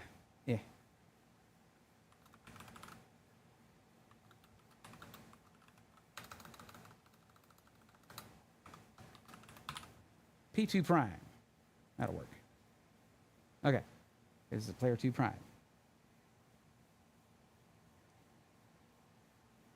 Yeah, Kara doesn't do pre-builds. It's funny, I got to tell you the frustration of being a DIY enthusiast and only getting traction when I started talking about pre-builds, but it's just because there's such a lack of coverage. And that's the majority of the market is pre-built buyers. Like 70% of people buy pre-built. Yet like 80% of content is DIY. It makes no sense. Because who needs more content and help? DIY enthusiasts or someone buying their first pre-built? And I realized that and I was like, holy crap, that is an entirely underserved audience. Which you don't find those on YouTube, usually. But after that, that's when I grew. That was when I started covering pre-builts because it's like, hey, who better to cover pre-builts than someone who has a long, storied background in IT and DIY PC enthusiasm, you know? I wouldn't get a GPU for a business computer. That's true, yeah. I enjoy your work. Well, thank you. I appreciate that. What would you recommend then? Yeah, the consumer wants to consume. Keep doing what you're doing. I appreciate you. And thankfully, DIY stuff is coming in. Like, I want to do both. And honestly, there's a huge chunk of that 70% of consumers who buy pre-built, a huge chunk of them want to get into DIY, but feel sometimes a bit alienated by the assumed knowledge, like the assumption of knowledge that's found on a lot of channels. Like, hey, you probably know this already, so that I won't go into the nitty-gritty or like the basics. So the idea is the gateway is here. I mean, this is an NZXT PC, not a gateway PC. They don't really exist anymore, I think. No, this is the gateway to DIY. It's pre-builts. Most of those people shouting in my comments, hey, I just build my own, started with a pre-built, and they forget that completely. It's like, let other people do the same thing. Are you crazy? How could you forget where you came from? It's terrible. Get 3500 with a modest board and Gen 4 SSD, 32 gigs of DDR5 with a 500-watt PSU.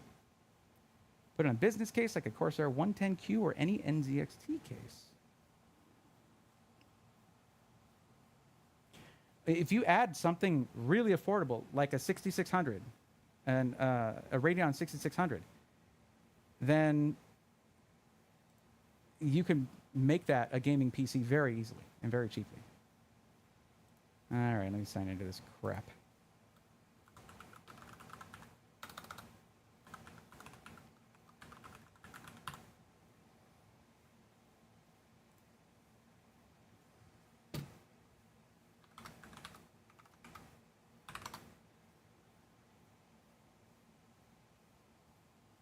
Started pre-built, then built many of my own. Absolutely. Building a PC is as easy as Legos. Something being easy doesn't mean people feel comfortable with it necessarily. Some people want to start with something that works that has a warranty, and that's totally fine, totally valid. The fact is that many people start with pre-built. That's just how it is. I started with a pre-built when I was 6. It was a pre-built, you know, and it took me a while to where I got. I mean, I was 6 years old. It's not like I started modding at 6 years old. When I was at 13 is when I started modding and building and doing stuff like that. But like, I don't know. It's really weird. It's really weird, the sort of mentality that like, it's a PC. It's just a computer. They're all computers. You can unbuild it and then build it if you want. It's a great launching platform for people to get into DIY. I mean, heck, that's the PC World is going to have me do pre-built videos on their channel. It's crazy because they're like, that is an audience we're not really reaching. And we do get requests for pre-built reviews. I'm like, okay, I'd love to do that. I love your channel. Gordon is the OG, you know? And basically, I covered a lot of what I'm going to say in the first video was in the Full Nerd podcast, when I was like, this is why DIY people should care about the pre-built industry. Because many people get into it through there. They need, you know, oversight. You know, they need our scrutiny. And plus, I don't know how busy you are, but there are people who rely on people like us around us to be their techie person. And you can't build PCs for everybody unless that's your job, is to build PCs. So knowing a good SI to recommend, looking into it, finding one that's trustworthy, it can be really useful. There's a lot of reasons, honestly. But, you know, hello, where's my mouse? Okay. Does this thing freeze?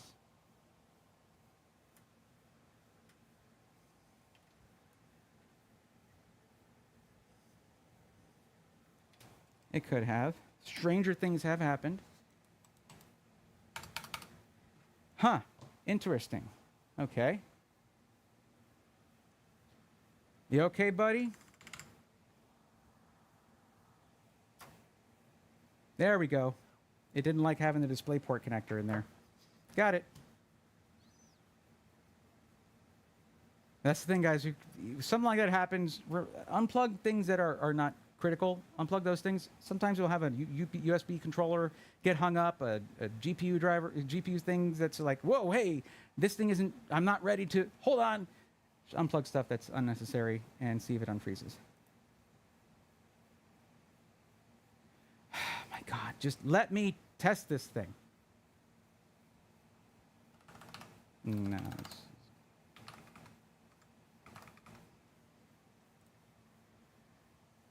Building PCs is addictive. If you get up the courage to build one, you're going to want to build another one soon. That's true. I mean, that's us anyway. There are probably people out there. Let me mute this. Hold on. For every one of us that loves building PCs and DIY in general, there's going to be people who like want to do it for various reasons. Like it literally is cheaper to build a PC yourself, usually. Except during the pandemic, which is when I started all of this. When I was like, guys, you can just get a GPU from a system integrator. What are you doing? It's not that bad. You can. I bought a pre-built, unbuilt it, and then built a custom PC. You can do the same. But anyway, there are some people out there who want to do it for legitimate reasons, and they're like, oh, God, I hate cable management, blah, blah, blah. And those little things will keep them from wanting to do it all the time. But, you know, the hobby is an addictive one, for sure.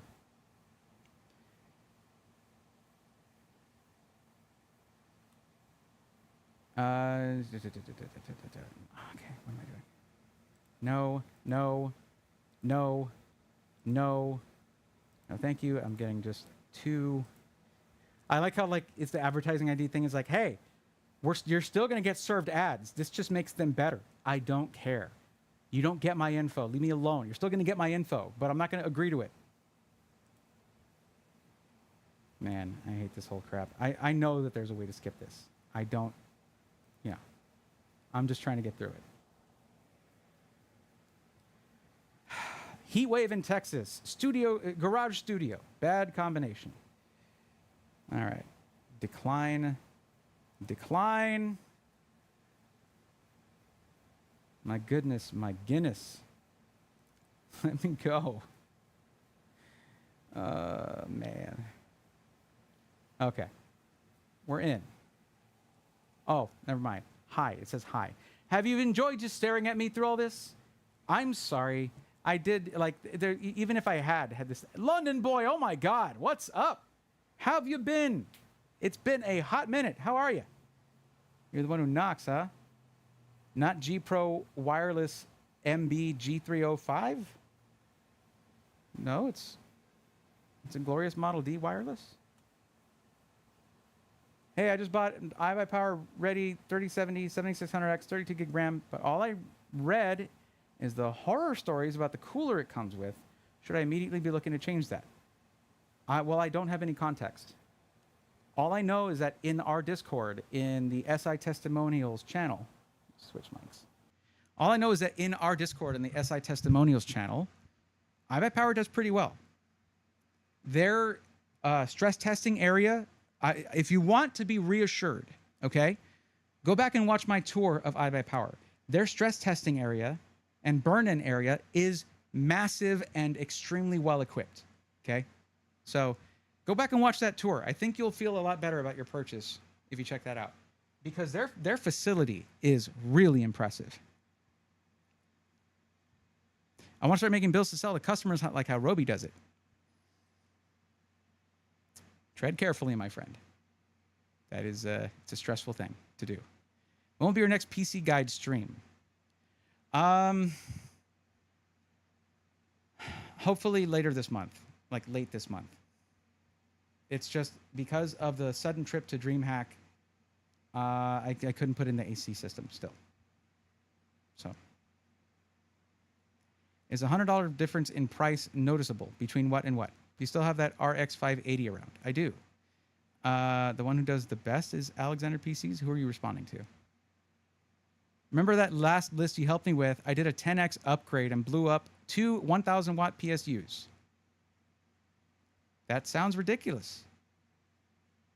My condolences.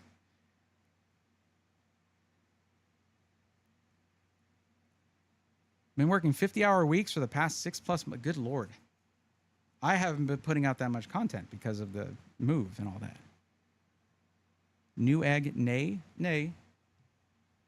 Okay, we're up here. Let's get this. I want to, let me go over what they have, if there's any bloatware, stuff like that. Other than NZXT cam. Ha ha ha ha ha ha. Okay, let's get this displaying over here. I need to grab another mouse. This is driving me crazy. That or I need to use a KVM, like I should be.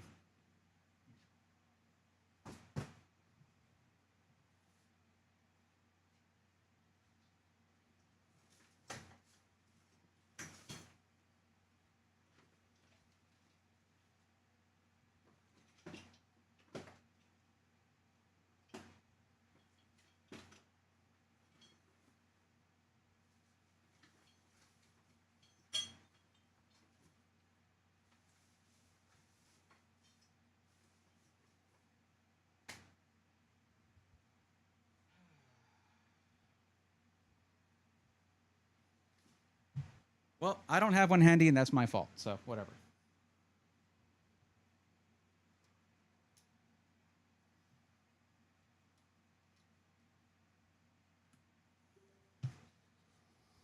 All right.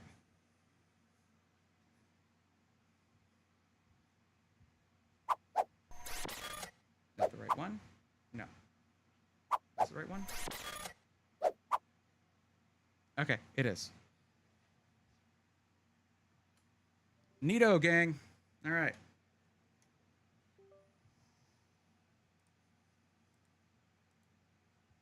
Display settings. Duplicate these displays. There you go. Yeah, you're seeing the same thing. All right, awesome. Okay, so. Let's see what we're on for. Our frame rates should be pretty. See, I'm hoping that's not locking us at 30. See, it's 144 for this monitor, and the other one is going to be 30. All right.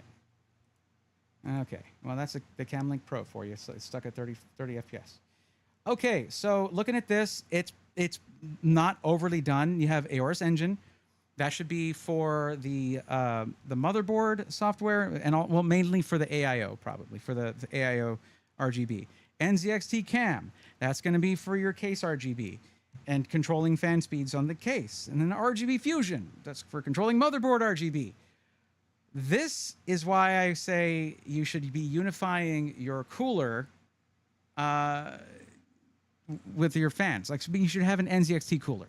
That's what I mean. You should have an NZXT cooler. And besides that, well, the PNY 4070 Ti doesn't have RGB on it, so we don't need any software there. We have a GeForce Experience, which is the more hefty version to keep your drivers up to date, but it does do that. Actually, we probably need an update here. Also, I wish that SIs would just set this to the left. No, I was busy. So put this on the left, bam, and automatically hiding. That's a preference for me. I mean, some people probably don't prefer that, but they're wrong. Okay. Also, no Chrome or Firefox installed, unfortunately, but yeah. And yes, I have to log into this stupid junk here because NVIDIA makes you have an account, and AMD makes fun of them for it. NVIDIA still has most of the market share. Alucard, taking off. All right. Thanks for hanging out. Appreciate it. i7 12700 and 12700K. Is there a noticeable? Yeah, one can be overclocked and one cannot. Now, I'm not sure if it has the same difference. It's been a while since I've talked about 12th gen. But if it's anything like the 12600K, it could have a different number of efficiency cores. As in, the 12600K has 4 efficiency cores. The 12600 non-K has none. That's a pretty big difference. Okay, I'm just doing this so that I can log into that to verify with my email and all this crap.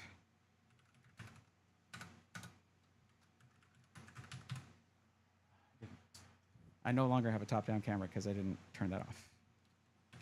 And it's running on battery because everything is a mess right now.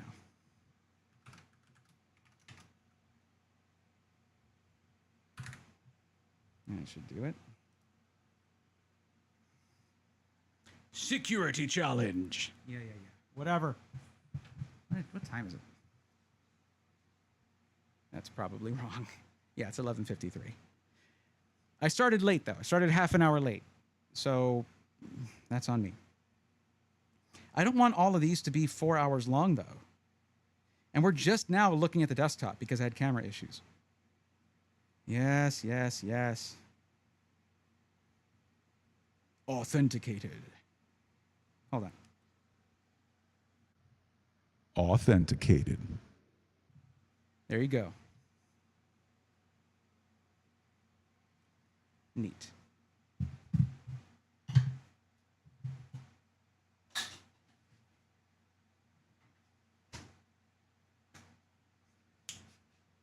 Need a little more hydration, of course.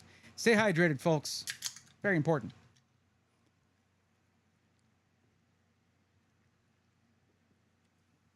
Ooh. About to get brain freeze. Okay. You got it right there? Yes, there we go. All right. No, skip. Leave me alone. Give me my drivers. Thank you. Shut up. I know. I was clicking on that thing. Bad design. Yes, put the thing right over where they want to. The first thing, the only thing people care about in GeForce Experience, let's block that with a message about that. NVIDIA, no. Just no. Knock it off. Now, generally, you want to make sure that you do a clean installation on this. It is faster to do an express installation, so I'm just going to do that. But, yeah. It's not much of a difference, to be honest. There's only been one version of the driver on here, so that'll be 2. It's no big deal. And it shouldn't cause a problem. Last time I used Extreme Outer Vision Calculator. Hub had the option of cutting an AMD logo into the left side of the SkyTech ad. Huh? Hub had the... Okay. Apparently that was not the Celluti solution. So the SkyTech ad gets taken down from Hub. What?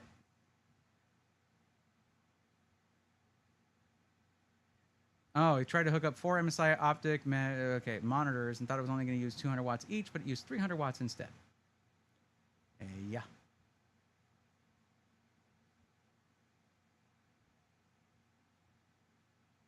Falcon Northwest is 12700 is 65 watt, 12700K is 125 watt base. K is better for sustained power pull, like compiling. Both are good for games.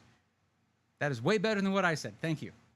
When you can sit down and type it out, it's better than a knee-jerk reaction, kind of like this does this does that, when you're live streaming. So thank you for that.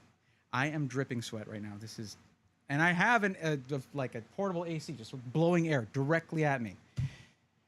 I got to tell you, we are going to run a torture test on this temperature-wise. This is the worst-case solution in here. It is hot. I now have two PCs. One of them's a Falcon Northwest one right here, by the way. What's up, Kelt? Glad to see you, buddy. That thing is just chugging along like no problem. And I need to take out my IEM so I can hear what the fans on this thing are like, because they're, according to Steve, they were pretty loud. Well, it's not louder than the AC unit that I have right there, so that gets a pass. Oh, no, GeForce experience. Looks like we're done. Close. Yay. Done. All right. Neato, gang. All right. So, get this guy right here plugged in. Let's do that. We do have a Type-C connector on the top of the case. I didn't mention the front I/O. There is a single USB Type-C, a single USB Type-A 3.0, which is lame. That should at least be 2 of those.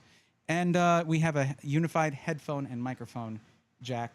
But if I'm not mistaken, I need to double check. I didn't see a splitter among the things that come with the case, which I think is an oversight. It's my third day on NVIDIA, but I don't like GeForce Experience at all. Yeah, I know. And I usually don't use it myself. I'm going to guess it's about 20C. I don't know what those numbers mean. Try freedom units. Thank you.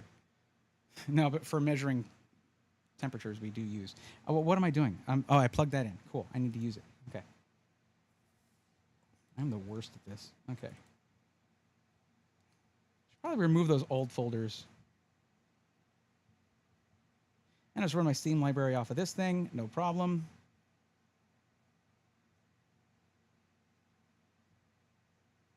But I do like to put the benchmarks folder directly on the system. Yeah. And we have a terabyte here. That's fine. I honestly look forward to when 2 terabyte M.2s is the default. With the size of games these days, and when you have someone who wants to just buy their PC and never have to open it, 2 terabytes should be the default. The price of storage it's dirt cheap. Good storage is get a Kingston NV2 for like $120. A 2 terabyte Gen 4 drive.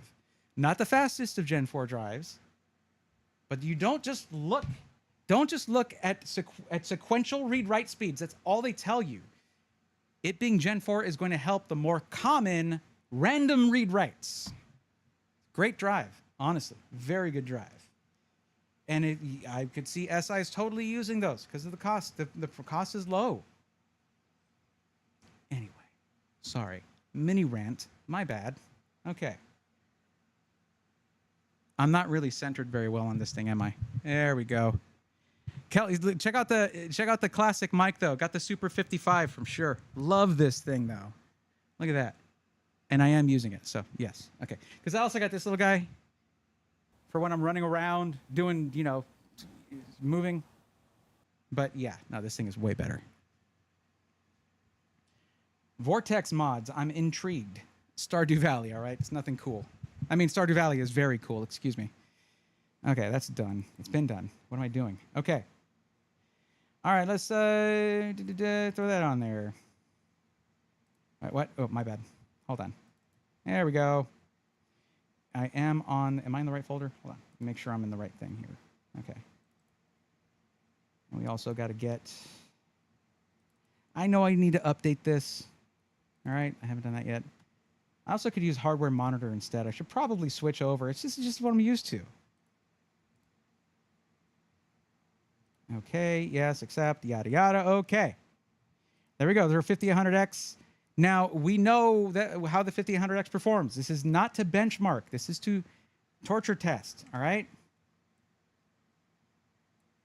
A very wise person, because I also run Furmark as well, a very wise person once told me that Furmark is just a power virus.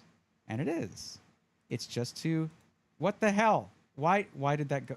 That is not the first time that's happened to me. That is really annoying. Yeah, sure, whatever. Okay, cool.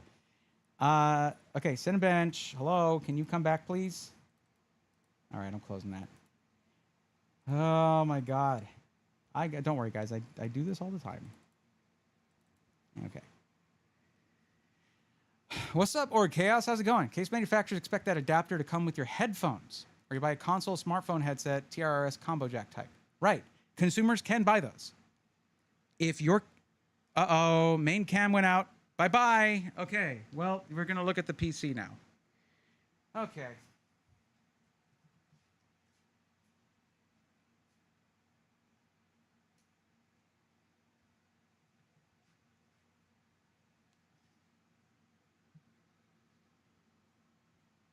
One second, guys.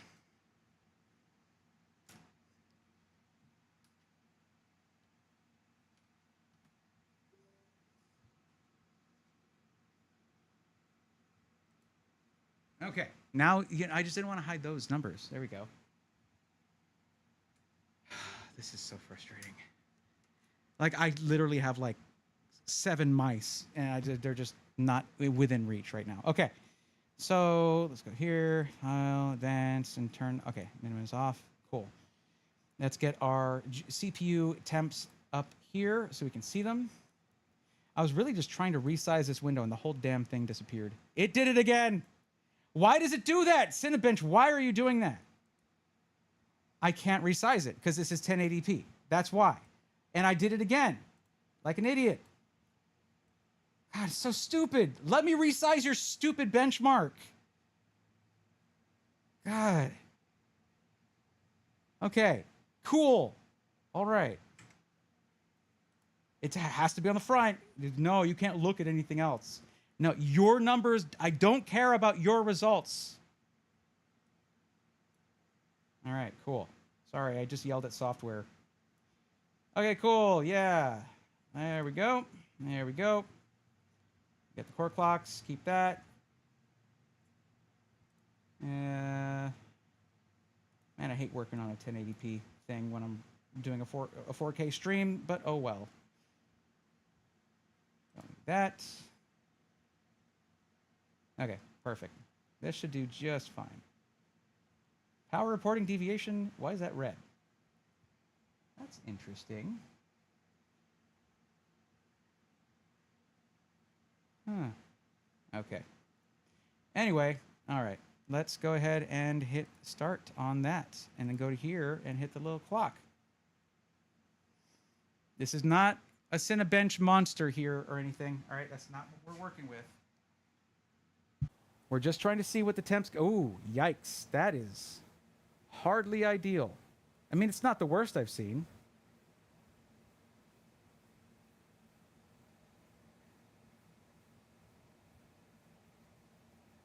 It's still not thermal throttling, but it's getting pretty hot. And remember, this is a bad environment. I mean, it's got to be at least like 85 degrees Fahrenheit in here right now.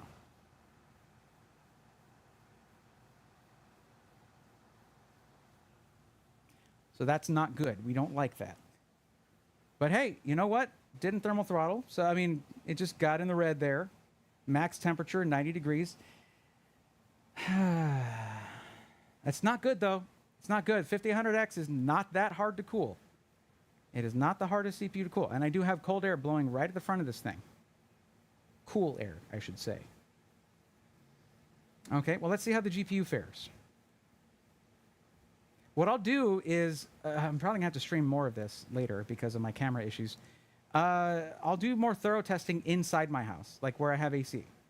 Just to verify. We'll compare the two. I think that sounds good. I think Penny is mad you didn't choose her over Abigail. Oh. Sorry, dude. Abigail knows purple is my favorite color. And she also eats amethyst. That's hardcore, all right? So we scored a 15,109. With our let me see, with our temperatures kind of jumping up like that, we probably experienced a little bit of the clocks reducing a bit just to maintain. Well, let's bring it to the GPU here, and we'll run firmware to see what we get. This is why I didn't want to stream until I had the AC unit. But once I realized it was going to take forever to get that AC put in, what am I doing? Am I doing this? Yeah.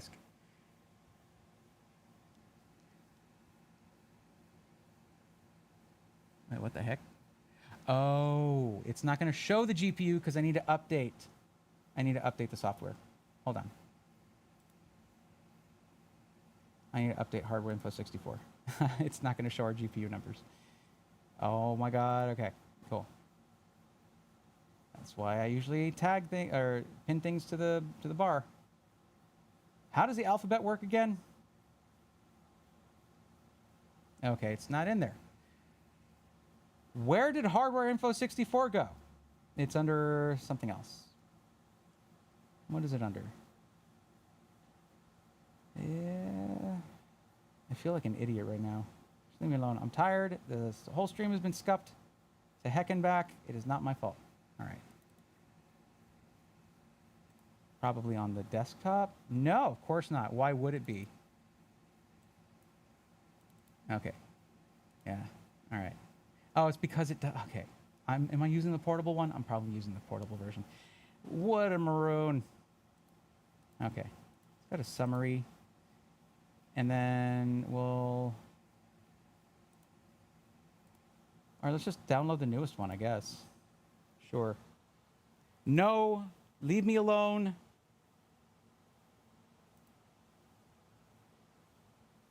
Continue without this data. Leave me alone. No!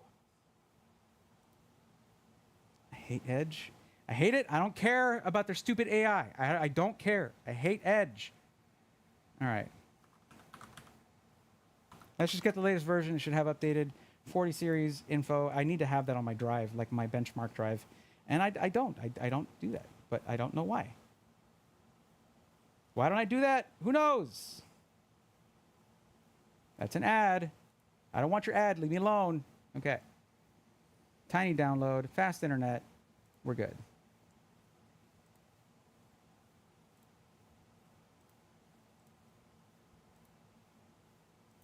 I wonder if hardware info 64 is on Nine. I used to use that all the time.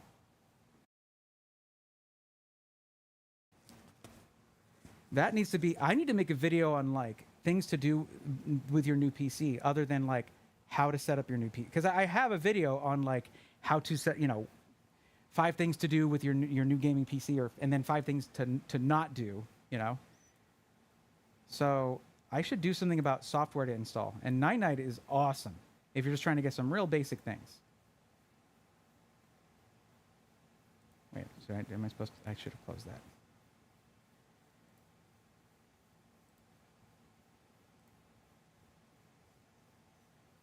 Okay, should have it now.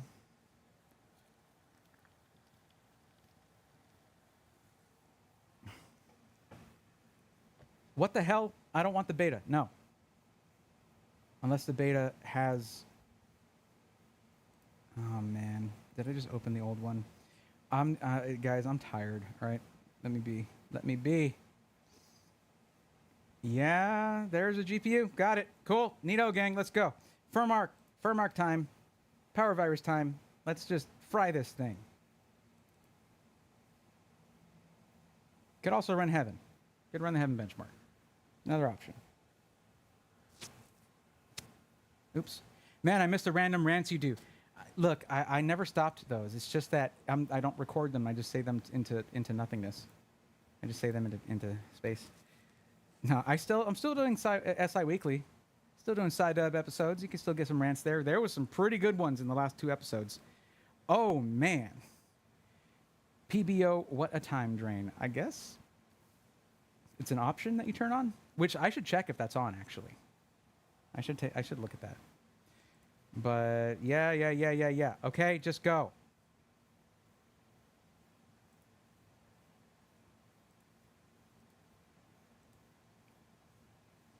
Let's see how this does. No, I'm fine. Don't need that for this, okay? Just do the stress test. Oh wait, why am I doing it at 720? Let's do it at 1920 by 1080. There we go.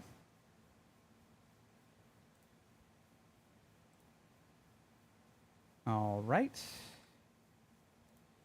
And we'll restart the timers on this. Okay. I'm expecting actually better temperatures for the GPU than we got for the CPU. However, generally your thermal limit is lower on a GPU than it is for a CPU.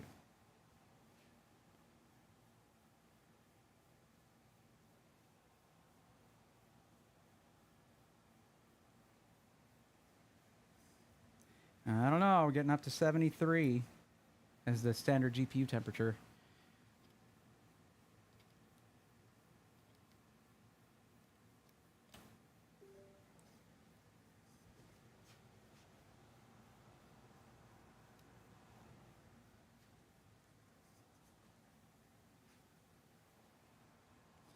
Okay, let's see here. And he's back. Hi, guys. Long time no see. I just let the camera charge up a bit. So we're up to, this is not good. We're up to 77.7 degrees Celsius. Most GPUs are set to start lowering the frequencies and maintaining their, finding thermal equilibrium at around 80 degrees Celsius. So if you hit that, that's when it starts pulling back on the performance. Now, this is a worst case scenario. FurMark is insane when it comes to just pushing power through your GPU and seeing, because the amount of wattage you put through something is how much heat it generates, okay? So, let me see this. Yes, this thing is, the PCI mounting plate here is just an inferno. It's hot. It is hot. Our maximum frequency GPU clock was 2535 megahertz. We're down to 2460. It's not bad. Like, that's not bad. And the memory clock's 2625 megahertz. I'm looking at these right here. Sorry, I moved this. Oh my goodness. I honestly am over that. Okay. So I'm looking at these right here. I'm looking at the clocks. We're at 80 degrees Celsius. Like, that's... Don't worry about the hotspot temperature. That's like the hottest part of the GPU. You're looking at overall temperature here is usually what is utilized in determining how to run the cooling there. Even with that fan pulling air directly towards the GPU, blowing air right towards the GPU, we're hitting our upper limit here on temperature. That's the average temperature, is at 80 degrees Celsius. And it says GPU performance limiters, yes. Yes. So yeah. So it is limiting the performance. I mean, we already know that. I already told you that.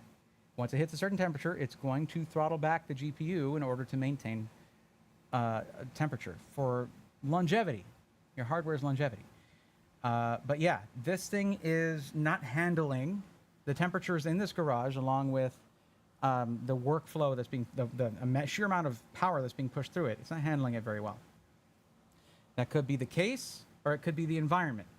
However, there are much hotter temperatures happening in here than there are in the environment here. It's just that your ambient temperature is pretty much the major limiting factor in how cool you can keep your components. If it is 60 degrees Celsius somehow in your area, yikes, I think that's bad, right? Your stuff will never get below that, even if it's idling, okay? That's just the temperature there, right? I guess it's not a livable temperature. I don't know Celsius, okay? I also drive on the correct side of the road. Anyway, 8104 is a mobile GPU. TDP still has room for more power. Yeah, it's not going to crank a ton of power through this thing.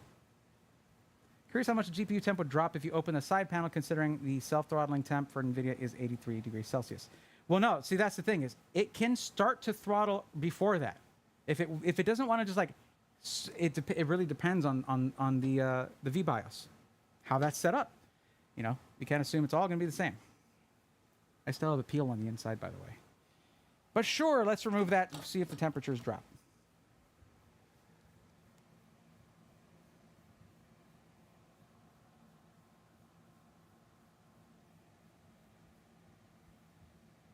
Or if the clocks go up. Because it's going to try to give the most performance that it can. Oh man, this thing is just radiating heat. Good Lord. So here's the thing. I think the problem is it would likely be helped quite a bit with some exhaust, honestly, because it's just, this thing is kind of becoming a hot box. Like it can't force the air out well enough because there's not, like positive pressure, by having 3 intake fans and 2 exhaust fans, you should have a positive pressure airflow setup. But if this is too restricted, you don't have that. It's not going to push out your hot air well enough. And I think having a rear exhaust fan would probably make a difference there. But yeah, our temperature is dropping on the GPU. It was at 80 degrees Celsius. We're at 77.8 now. So here's the thing, and here's my theory about airflow. And I think when I told this to Kelt over at Falcon Northwest, this is when we became friends. Taking your side panel off should not fix your airflow. It should ruin it. Okay? Unless it's an open air design. Airflow should be designed, not just allowed. Okay?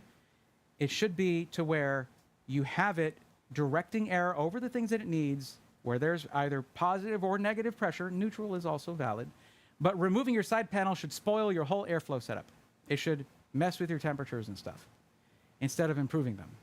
So yes, the way that regardless of ambient temperatures, removing the side panel improved temperature. That's not good. It's going to happen very likely if you have restrictive airflow. So if you're like, well, that happens to me too, then you probably have somewhat restrictive airflow in some way. Clean your filters or something. I also drive on the correct side of the road. Well, yeah, you're not in London. You're just a London boy. 81.3 is the hybrid. 100.102 are the only true desktop DGPUs with NVIDIA. For only 65% fan speed, that is decent temps, but could be much better. Yeah. Yeah, I mean, it didn't make a vast difference. We're not talking, when I did the iBuyPower review and I removed the glass front panel, we dropped like 5 or 6 degrees Celsius on the GPU specifically. The CPU was doing okay because it had a 120 millimeter AIO on the back and it had no fans on the top. So that AIO was drawing fresh air from the top, right? But the GPU couldn't get fresh air. Remove that front panel, we dropped 5-6 degrees Celsius on the GPU. You can go back and watch that. It was my first pre-built review, okay?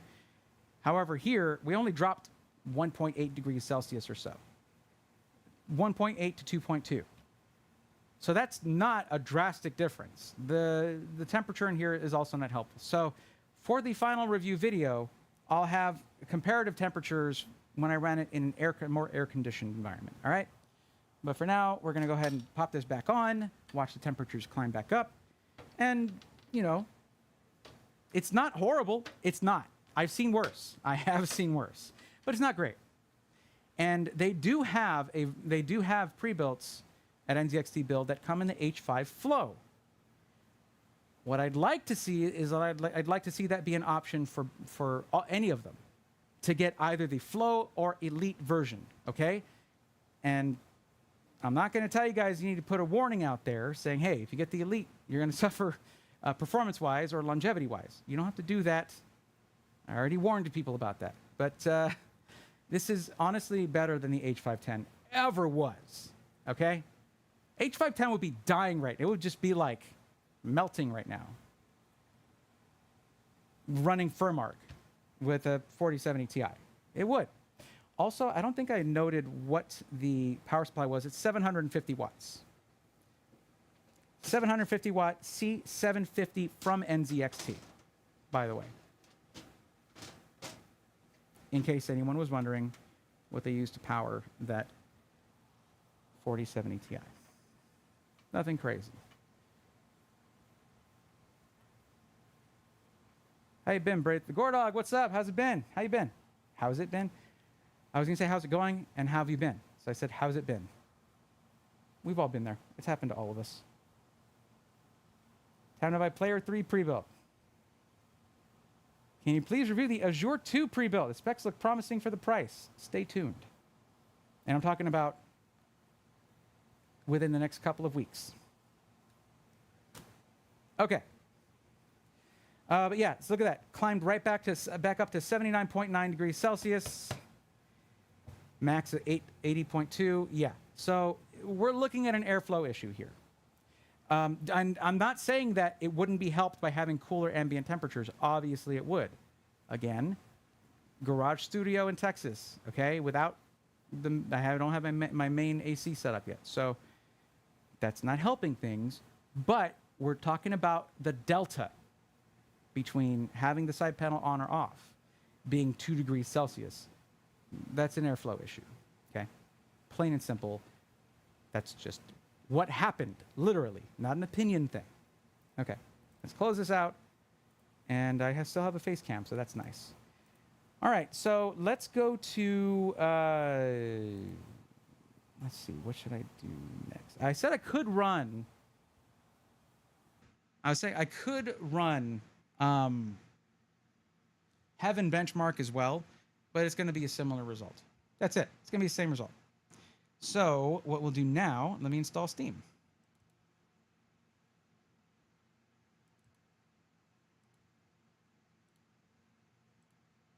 I want to see if the same weirdness happens with Cyberpunk, where it did like 120 FPS on the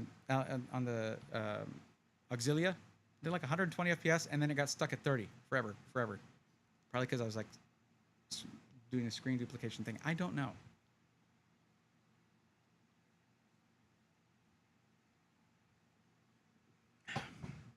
Block of ice and a fan. Actually, Mike, I did this cool thing before when I lived in a crummier place, but I had a D&D group that was a bunch, we get sweaty. It's intense. D&D is very intense. I actually built an AC by taking an ice chest, drilling holes in it and running some tubing, putting a fountain pump in there with ice water. And that water, I hooked the tubing up to copper tubing that was on the front of a box fan in a coil, and that would then cycle back into the cooler. And I put a ton of ice and water in there, and that would just basically turn on the fan, and that copper pipe would get super cold. Maybe I should just do that here. That was pretty cool. Anyway, let's go back to this while I do my login stuff, because guess what? We have a face cam right now, so we might as well be on face cam. Oh, that's right. That is not a newer Steam install package, so whatever. Why don't we just play some Diablo? Roby got me playing Diablo 4, okay? The last Diablo I played didn't have a number at the end of the name. It was just Diablo, all right? That's how long it's been. And then the last Blizzard game I played was World of Warcraft, which I played for many years since vanilla, and then I gave it up because I didn't have time anymore. But whatever. Roby got me into playing Diablo. I joined his guild, clan.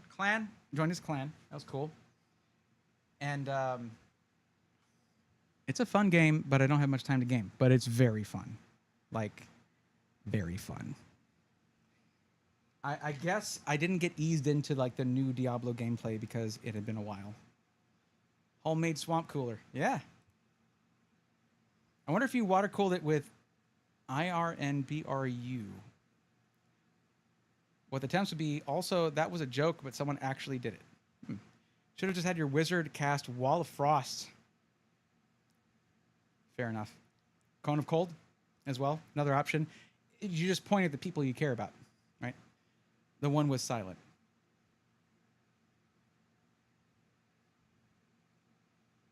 8510 is a Dutch oven. I hated that case and got rid of it within 2 weeks. Yep.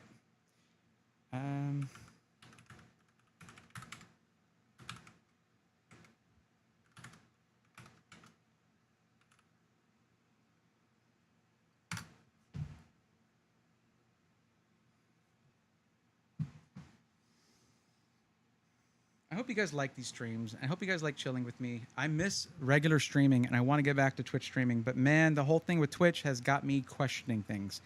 Like, should I just move those streams here and do them here? Not because they didn't back down on what they were saying. They totally did, kind of, but it's still in the TOS. It's still kind of in there. But they're trying to make it clear, like, oh, we're not talking about small content creators, yada, yada. Like, still skeezy, man.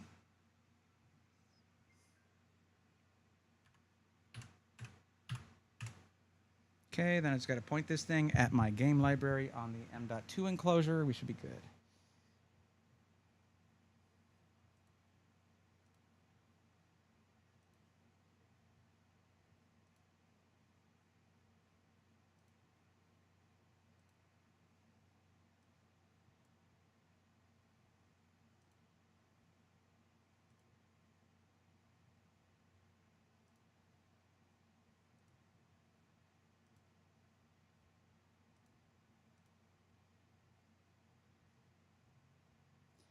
I don't know why I still like to use Cyberpunk as the AAA benchmark.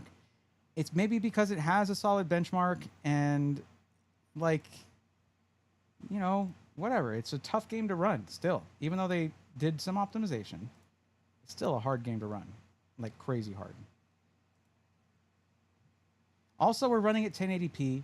I'm not running this into a 4K monitor or a 1440p monitor. I need to have that capability.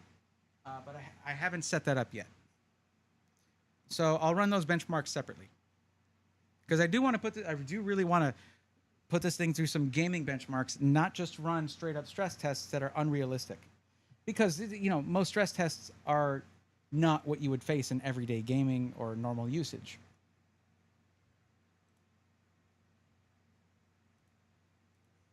Oh, it's downloading file. Well, hurry up.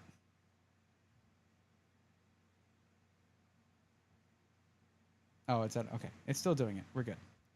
I know I'm not showing the screen. That's okay. It's all right. I will, eventually.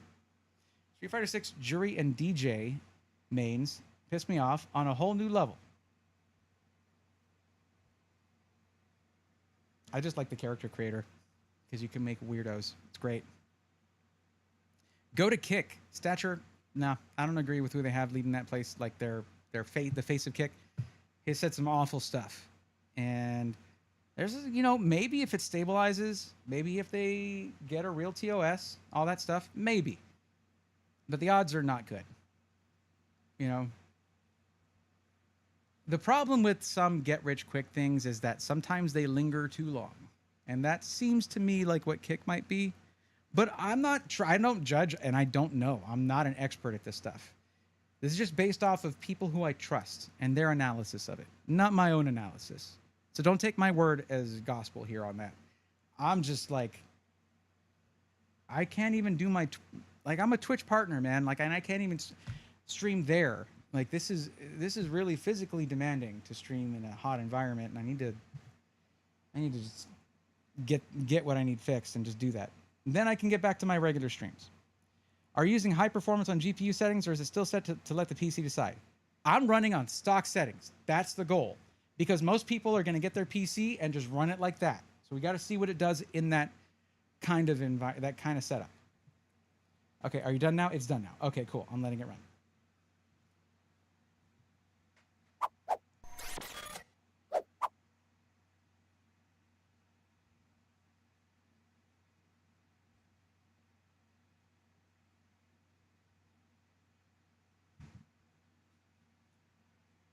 Okay, camera's hanging in there. I'm surprised, honestly.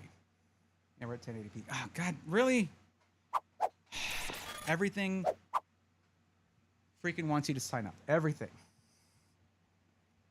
Or sign in, rather. I keep forgetting that. I've done this a bunch of times, and I keep forgetting that. Just let me be. Let me be.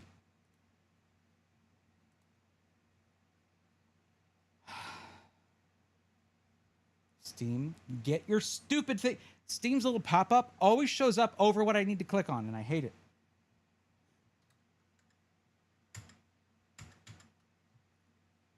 Okay, let me close this, reopen it. Okay.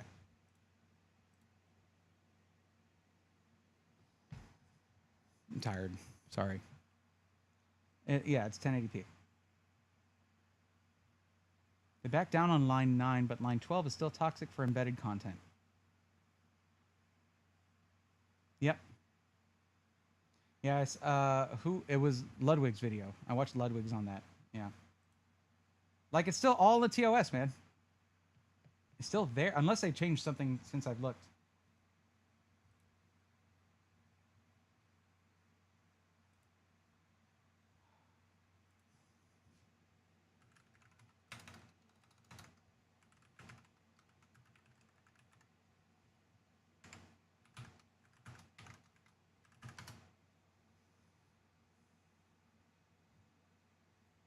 Okay.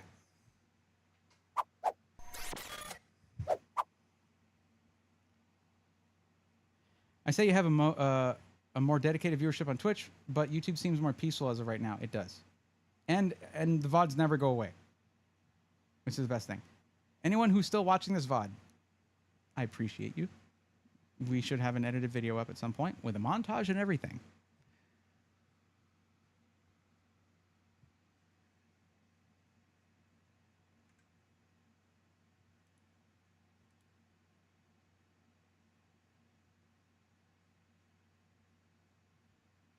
What happened to... No.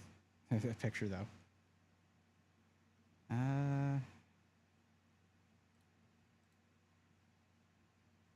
Yeah, that's... By the way, that's just because it's in the background.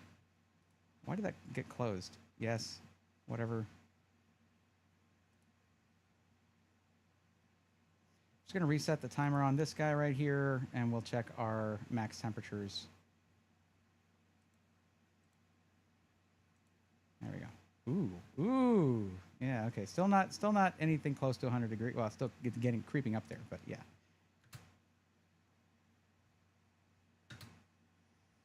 All right, we're going to run this on default settings, which let's see what it defaults to. Ray Tracing Ultra. Okay. If you say so. Now, I don't have frame generation on. I could have frame generation on. But what if we try it both ways? Let's run the benchmark. Let's see what we get. Yeah, that was in very old. That was back when the 3080 Ti came out. I had that in a video, so lots of people seen that. Although I didn't have as many viewers back then, that's for sure. Never finished The Forest, but did finish Sons of the Forest before the recent updates. I was waiting for Sons of the Forest for a long time, and I am not playing Sons of the Forest, unfortunately.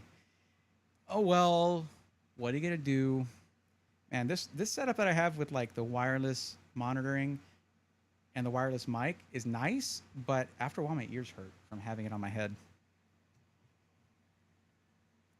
It's running pretty well, not gonna lie. We don't have frame generation from DLSS 3.0 running. And it's on Ray Tracing Ultra, 96 FPS. Hot damn.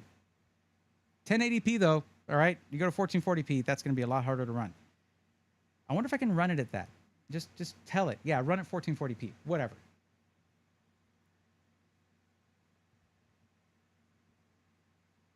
Does it really make a difference in Cyberpunk? Oh yeah. Look, when 40 series was announced, they spent, what, like 5 minutes on Cyberpunk specifically, talking about DLSS 3.0 and frame generation. So I would say so, yeah. Am I blocking any of this on the screen? No, not really. Okay. Oh, good, I can go to settings. That's new. It didn't have that before. Huh. Okay, so we'll turn that on. We turned on frame generation. And hit apply and run the benchmark. That is new. It used to make you go back to the main menu. Thank you, CD Projekt Red. Yeah, it's 4070 Ti. So 1080p, of course, it's going to be, yeah. Now time for the flying car mod to instant crash. I did try modding Cyberpunk a while back. It was a lot of fun. There was some fun stuff there. Like like you could like instantly nuke stuff and fly and do all kinds of cool stuff. Oh, look at that jump. 137 FPS in the part that's usually harder to run. That's impressive. Let's watch for some like screen tearing and stuff. Let's see what we get. It's looking smooth to me.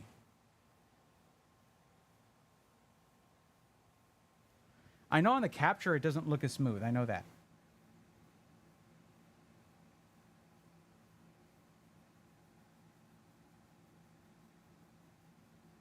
No, this looks really damn good. Holy crap. I've not messed with the DLSS 3.0 to be honest. I mean, I have a 4090 and I have just not messed with it. But that is freaking impressive. It looks good. I will say those bits of, what are those, birds or bits of trash in the air? Whatever those particles are in the air, I see some big time smearing with those. But other than that, that is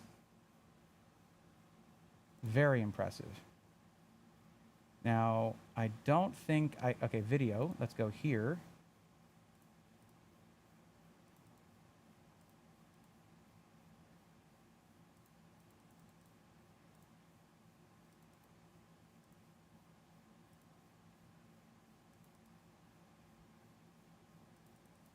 So we can't go above 1920 by 1080 because the monitor we're using is 1920 by 1080. Okay. So basically, I need to have a 4K gaming monitor in here for testing 4K and 1440p and 1080. I'm using a 1080p 144 hertz portable monitor for this. So that's going to affect things. However, if I change the monitor that it's on, okay, I'm going to do something here real quick. Give me a second. Now here, by the way, if you ever want to just get to your desktop, go to the bottom right of your taskbar, click that, and it didn't do it. What the hell? Okay. Okay. Okay, there we go. That's supposed to work. Let's try this because my capture card is 4K.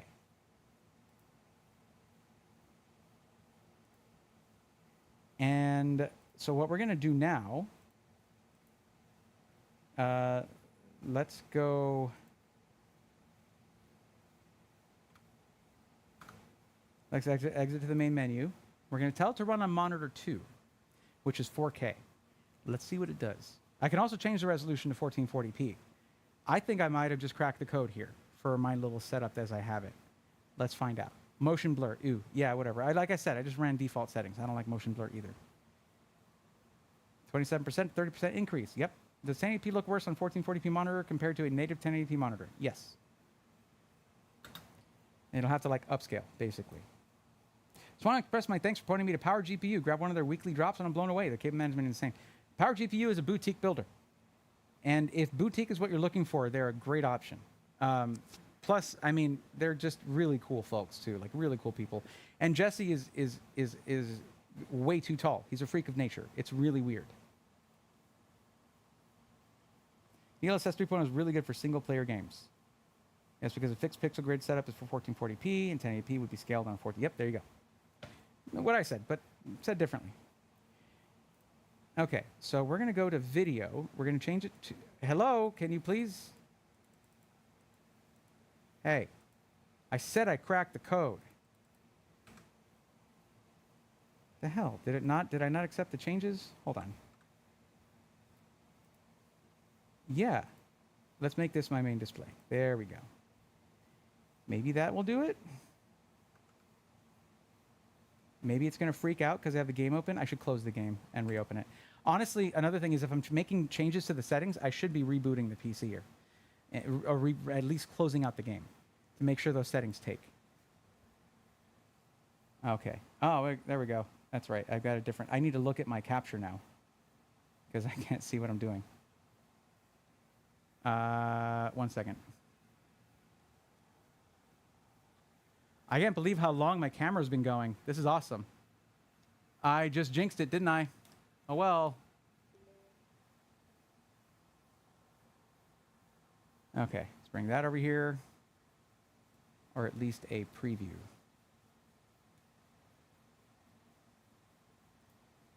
There we go. Now I can see both screens. There'll be a lag, but it'll be okay. All right.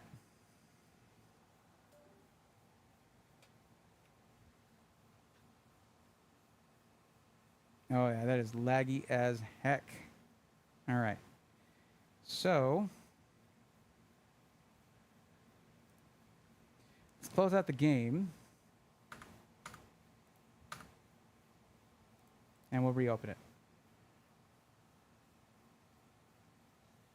Wait, how do I have these? I have them like this. Okay. Like, I need to enlarge my cursor because I can't see it over there.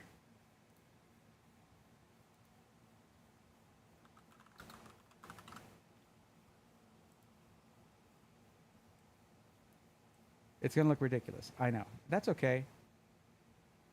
You'll be right. Ah, now I can see it. Yeah. All right. I like that. Hello? What the heck? Why did it disappear?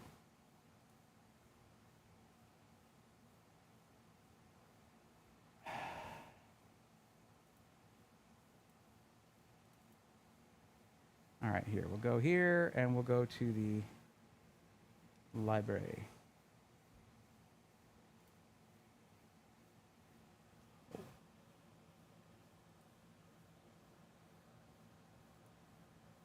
There we go.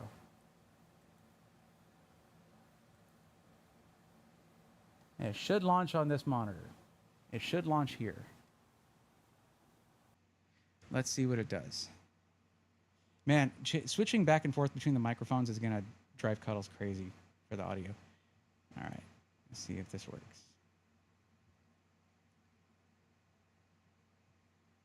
It's running it in 1080p. Still, let's see what it does. I want to see if it works right.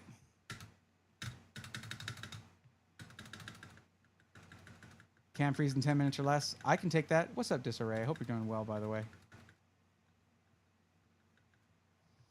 Can you test the non-prime one? I can't. They sent me the prime. Think of this, but a little bit slower. Like, how would I test it? I don't have it. I thought the prime, actually, they asked me which one I wanted to test, and I thought the prime was a good middle point for all the PCs. It's right in the middle. $2,000. You'd be surprised when I was doing something I will get back to, which is helping people one-on-one, how many people said $2,000 was their budget. Anyone who hung out in those streams a lot can attest. It was very common. All right, we'll go to settings. It's really hard to see this, by the way. All right, video. 2. All right, I need to go ahead and apply that so I can get the higher resolution. Oh, wait, is it calling this monitor too now? Okay, hold on. There we go.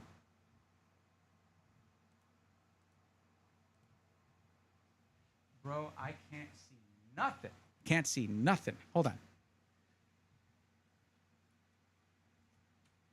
I had 2 mice last stream. I didn't have it ready this time. I'm very sorry. Okay, I'm going to have to move this over here.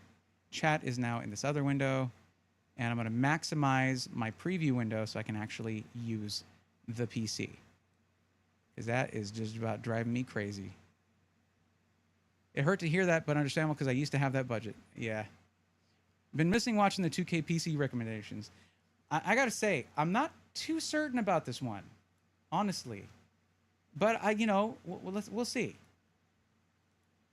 Why is it that weird of a?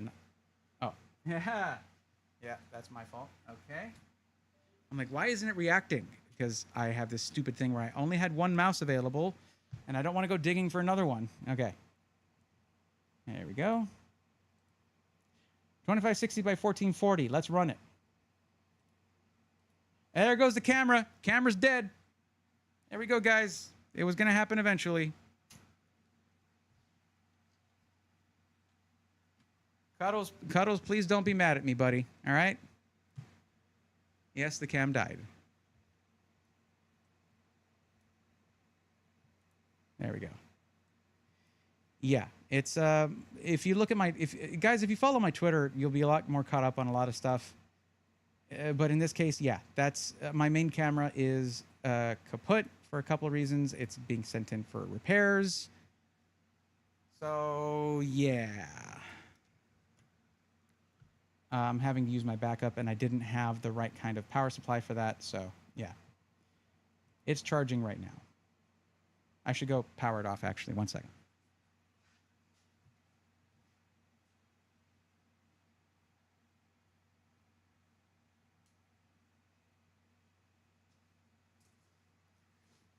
Charge is better if I power it off.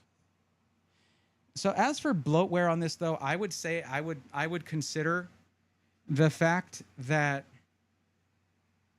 you have to have so many different RGB softwares, and this is coming from a manufacturer, an SI that is also a component manufacturer, that could be helping you avoid that. I would say that having to have 3 different RGB softwares constitutes bloatware in my book, because it's totally avoidable. Yeah, I know this looks like garbage because it's being captured in 30 FPS, but our FPS counter on the top left is showing 140, 135. It's running really well. I may still have frame gen on, so we'll have to turn that off and see how much that changes.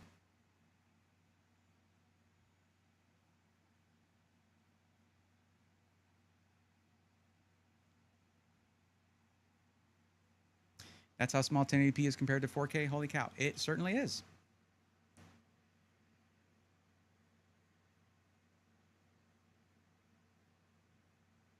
You did call it.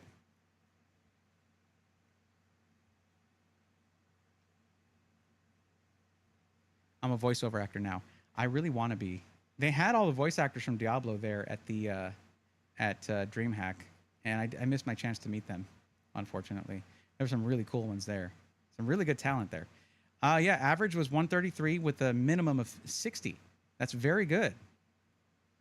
Your minimum, I mean, that drops below 50% of the average, right? Generally, I don't like to see it drop below 50%, but that's not too bad. I mean, it happens pretty commonly. So what if we turn off frame generation? Let's see what we get.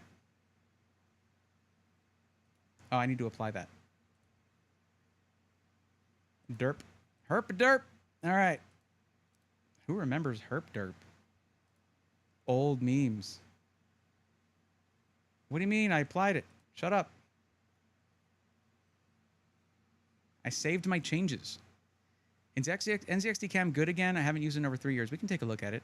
Was DLSS on? DLSS is on still, but I turned off frame generation from DLSS 3.0. And the difference, it should bring it back down to 90 or so, or less. Less, definitely less. Yeah, but this is the harder part to run. All the smoke.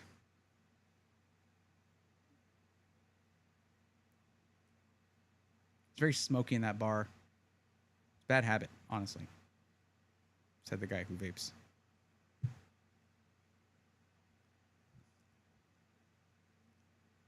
We'll take a quick look at cam. Problem is, I don't have a face cam. This is gonna be, God, I wanted this to be a really good review stream for NZXT. Yeah, we jumped up to 90. So yeah, that interior part is pretty tough to run. But yeah, outdoors it's gonna run better. And just don't worry if you're watching this review and you're seeing some potato-looking footage here. It's because of the 30 FPS capture, trying to show 50 to 60 to 90 FPS. Not easy.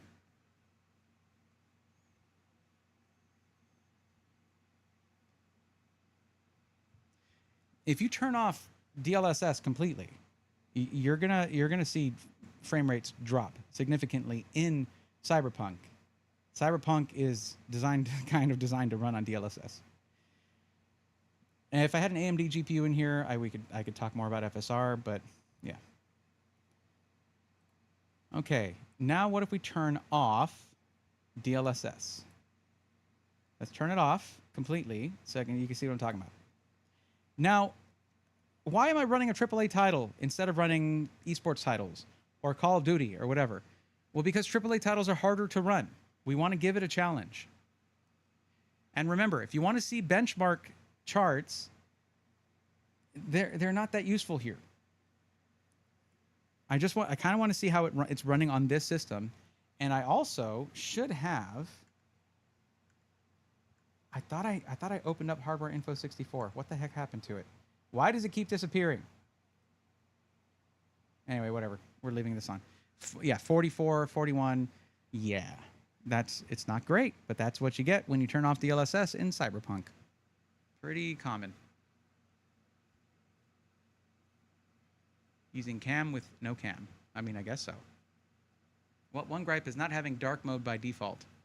That's a preference thing, though. You know? I honestly I don't think that's a downside. I don't think that's something that should be marked down. It's really comes down to personal preference.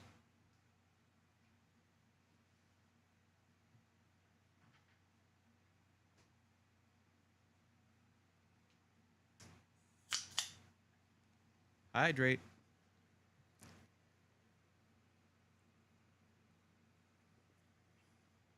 Not that you can see it. Yeah, 45 average. Pretty bad, but that's still somewhat playable.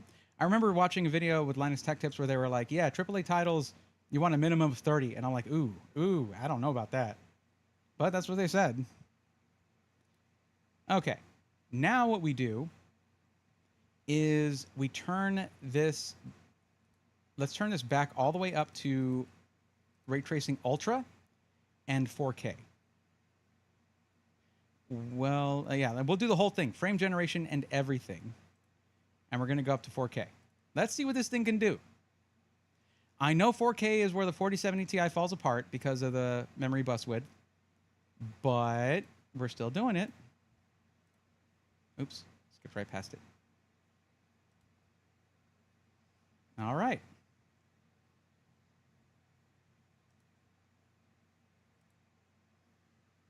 So we have DLSS 3.0 in gear. Like we have it going. We have full deal, everything going there. I keep forgetting to turn off motion blur, but that's a personal preference thing again. So yeah, I'm just biased on that, but you are right. Yeah. You got to pick your battles, man. Yeah, look at that. About 80, around 80 FPS in the interior part of the Cyberpunk benchmark. Very good. DLSS 3.0 is pretty.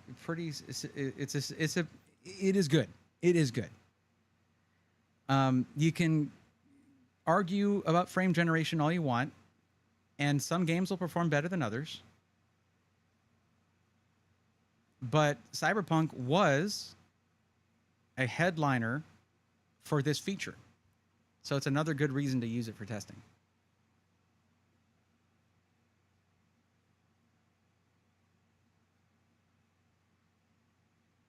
You can probably get similar frame rates, maybe not in this game, but like you can probably get similar frame rates with like a,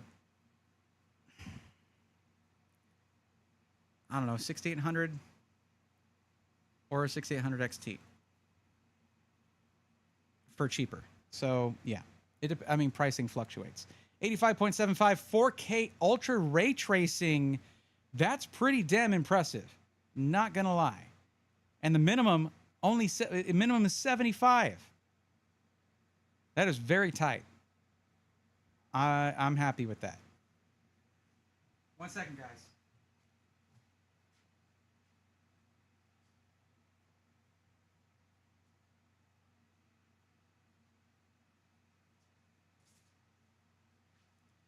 I am absolutely torturing this camera battery.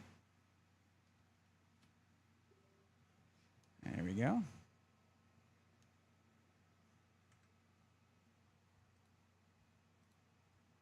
And there we go. All right, I'm back. Hello. Okay.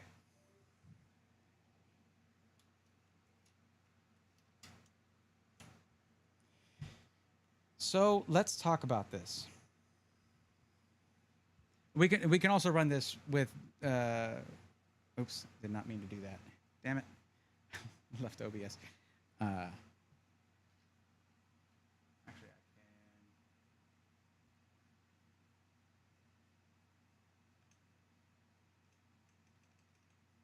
There we go. Okay. So yeah, let's talk about this. I can also run this without frame generation to see the difference, and I probably should.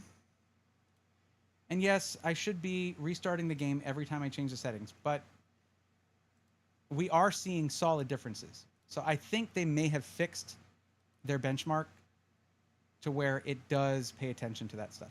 I'm also using auto for DLSS. It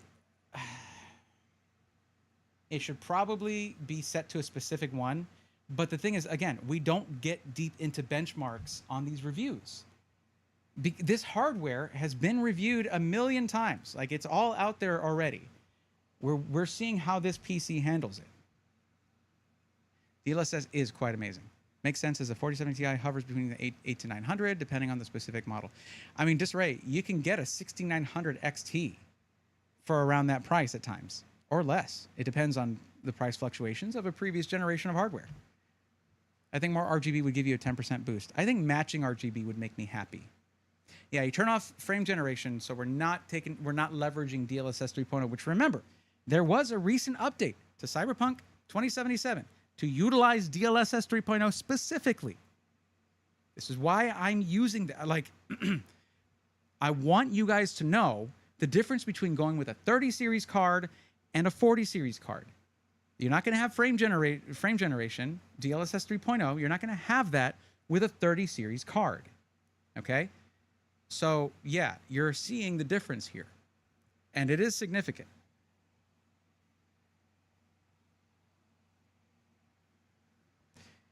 But here's my take on this. I've gone over this before, all right?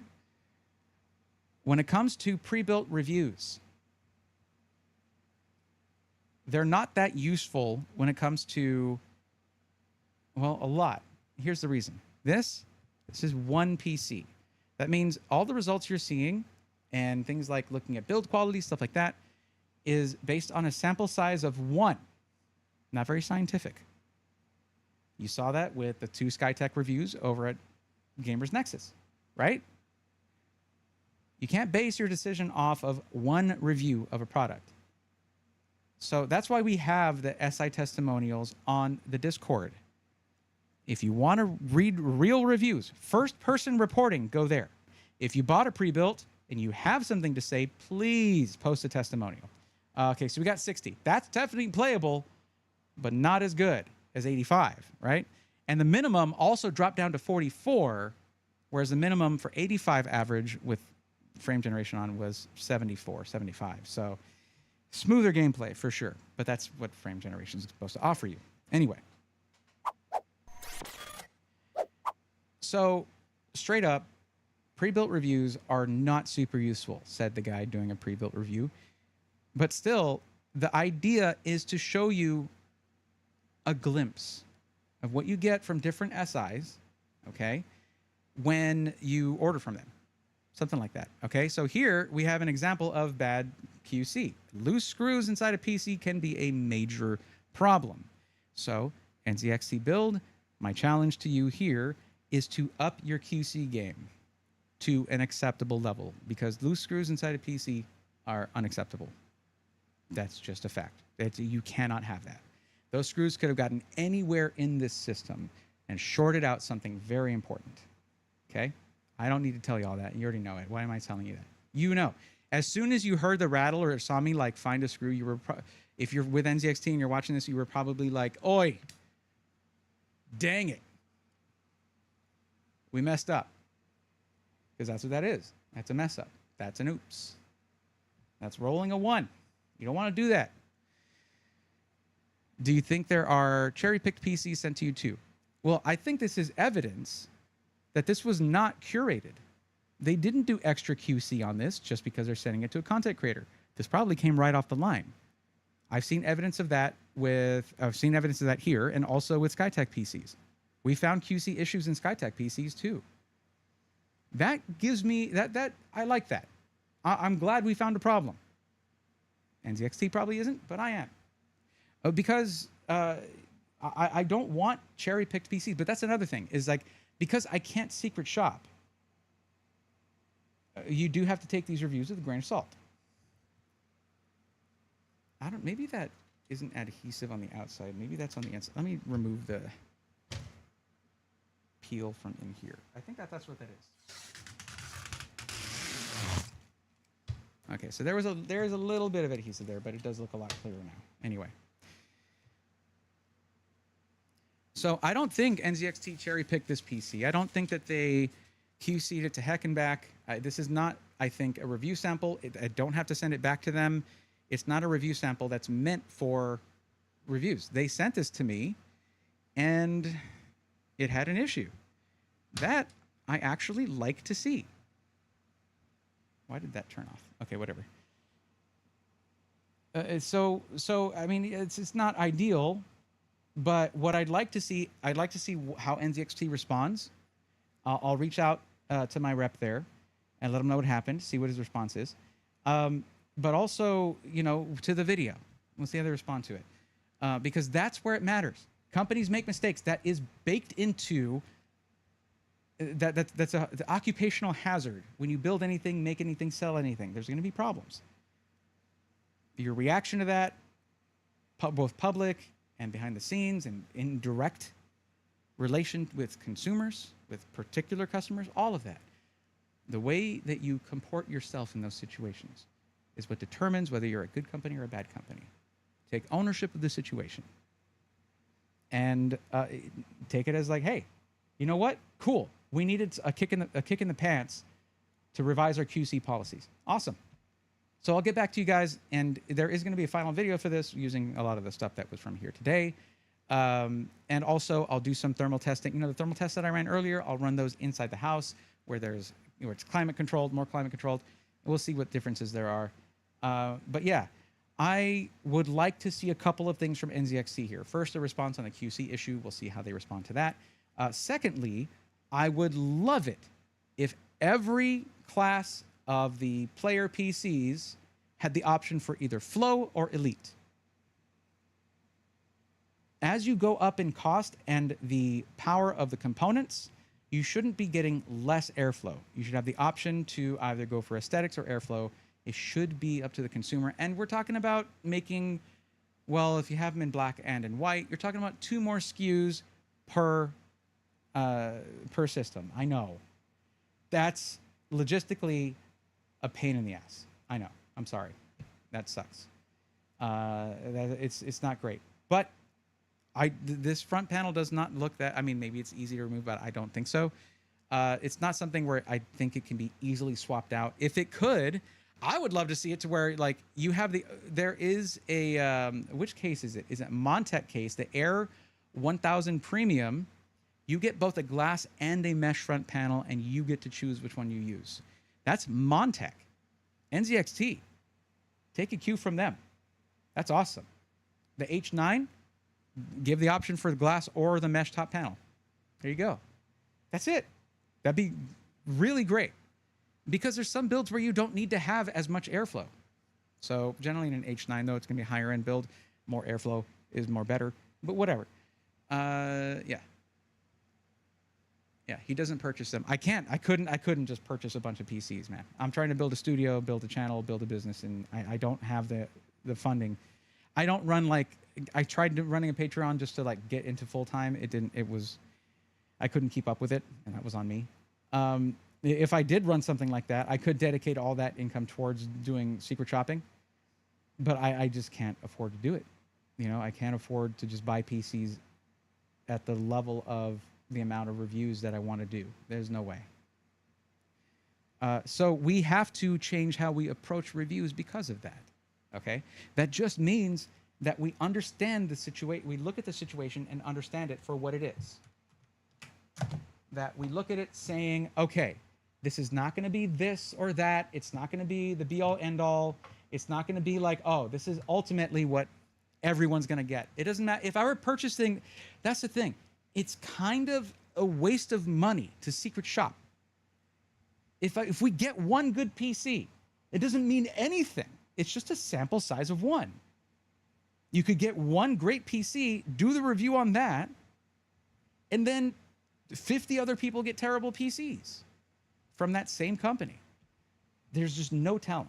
To me, it doesn't seem to be worth the cost. I like the way LTT does it with the secret shopper thing. I know it's been a while since they've done it. I know they intend to do another one. I would love to be a part of it, being the pre-built guy myself. I like how they do it because they include every aspect, including customer service, tech support, what it's like to get help from them in making your purchase, all of that. It's really useful info. And it kind of inspired System Integrators Weekly. They're the reason I bought an iBuyPower system, because iBuyPower won twice in a row. Probably because NZXT build wasn't part of the contest there, but either way, when you're looking for a PC, understand that there is more than just CPU and GPU involved here. We're talking about the experience of ownership being important as well. The experience of ownership, cost of ownership, all of those things. What it's like to do an RMA, what it's like to get. This is why the best thing to come out of my channel and our community is the SI testimonials on our Discord. I know that in the next couple of years, that's going to be probably the best source for consumer research at my fingertips in order to inform my recommendations to you guys. And for all of you who have put in a testimonial with this in mind, thank you. You're building up you're helping build something truly significant, okay? Because the thing about it is, most testimonials, people will try to include photos. If they say something's wrong, they'll take a picture of that thing. You can't get that just looking at Amazon reviews and things like that. Words are frustrating because people can just put them together however they want and say whatever they want. But when you include evidence and show that, hey, this happened, they fixed it this quickly and it was awesome, or this wasn't that great of an experience, or I'm never buying from them again. If you put in a testimonial, make sure you show why. Show, not just tell, okay? Anyway, I don't know. I want to test this thing in a better environment. I will say I'm not a big fan of the H5 Elite thus far because of when we took the side panel off and it did drop temperatures. Good airflow design should not work that way. I know you guys have experienced that probably. That just means it probably applies to the case that you had too, okay? You want to have, here's what I generally look for, okay? Positive pressure airflow setup to reduce the amount of dust that comes in through unfiltered openings that is actually directed to cool VRMs and things like that on the motherboard that don't have active cooling on them, that have passive cooling, and just stuff like that. Things to think about. But I don't think that it's really working. Like the GPU fan is a cool idea, considering that this has a PSU shroud. Think about something like an O11 case or the H9, actually. That has 3 fans. It has a place for 3 fans to directly blow fresh air into the GPU cooling solution. So I like this idea here, but it does not seem to be working. And the main thing I'll come back to is going to be those loose screws. Like that is more serious than maybe the average person might think. So maybe before you pack them up, just give them the old shake. Make sure there's nothing loose in there. Corsair 4000D, example 1. How far down the rabbit hole of configuration are they willing to give consumers? That's the thing about this is a pre-configured system. This is not something we configured through the NZXT build configurator, or else I would not have chosen this case. But I'm glad that I got it. I'm glad that I got it. The one for the DIY build is the H7 Flow RGB. I cannot wait to see how that turns out. I've heard great things about that case, and I know NZXT is moving in the right direction with their manufacturing, with their design. That's excellent, and I applaud them for that. It's a long way from tweeting out that airflow is a meme.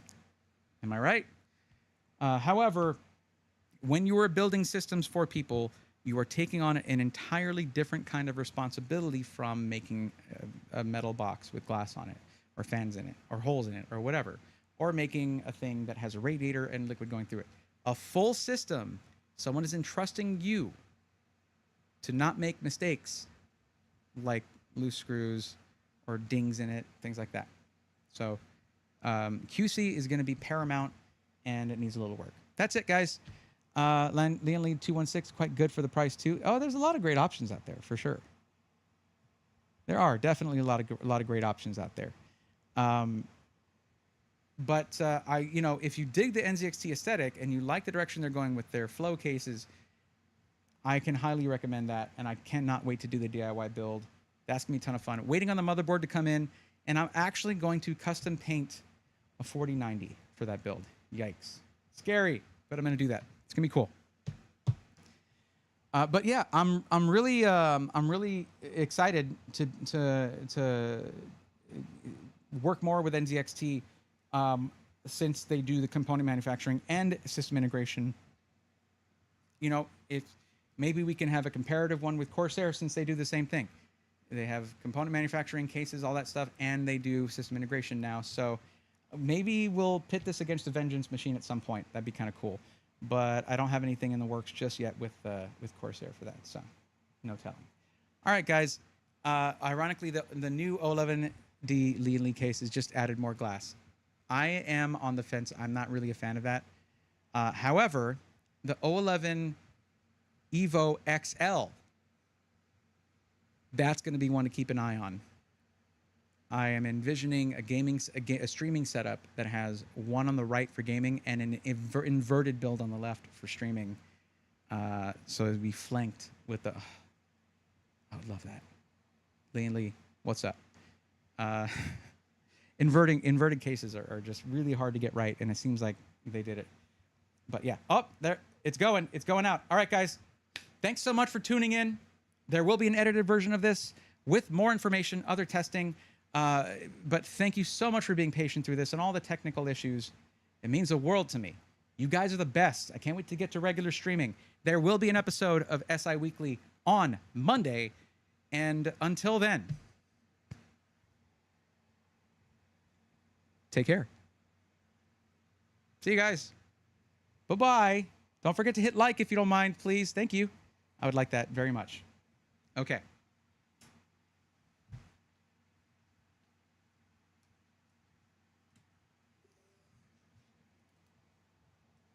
All right. Sorry, I wasn't ready to end it. I should have probably prepared. Okay. Catch you guys later.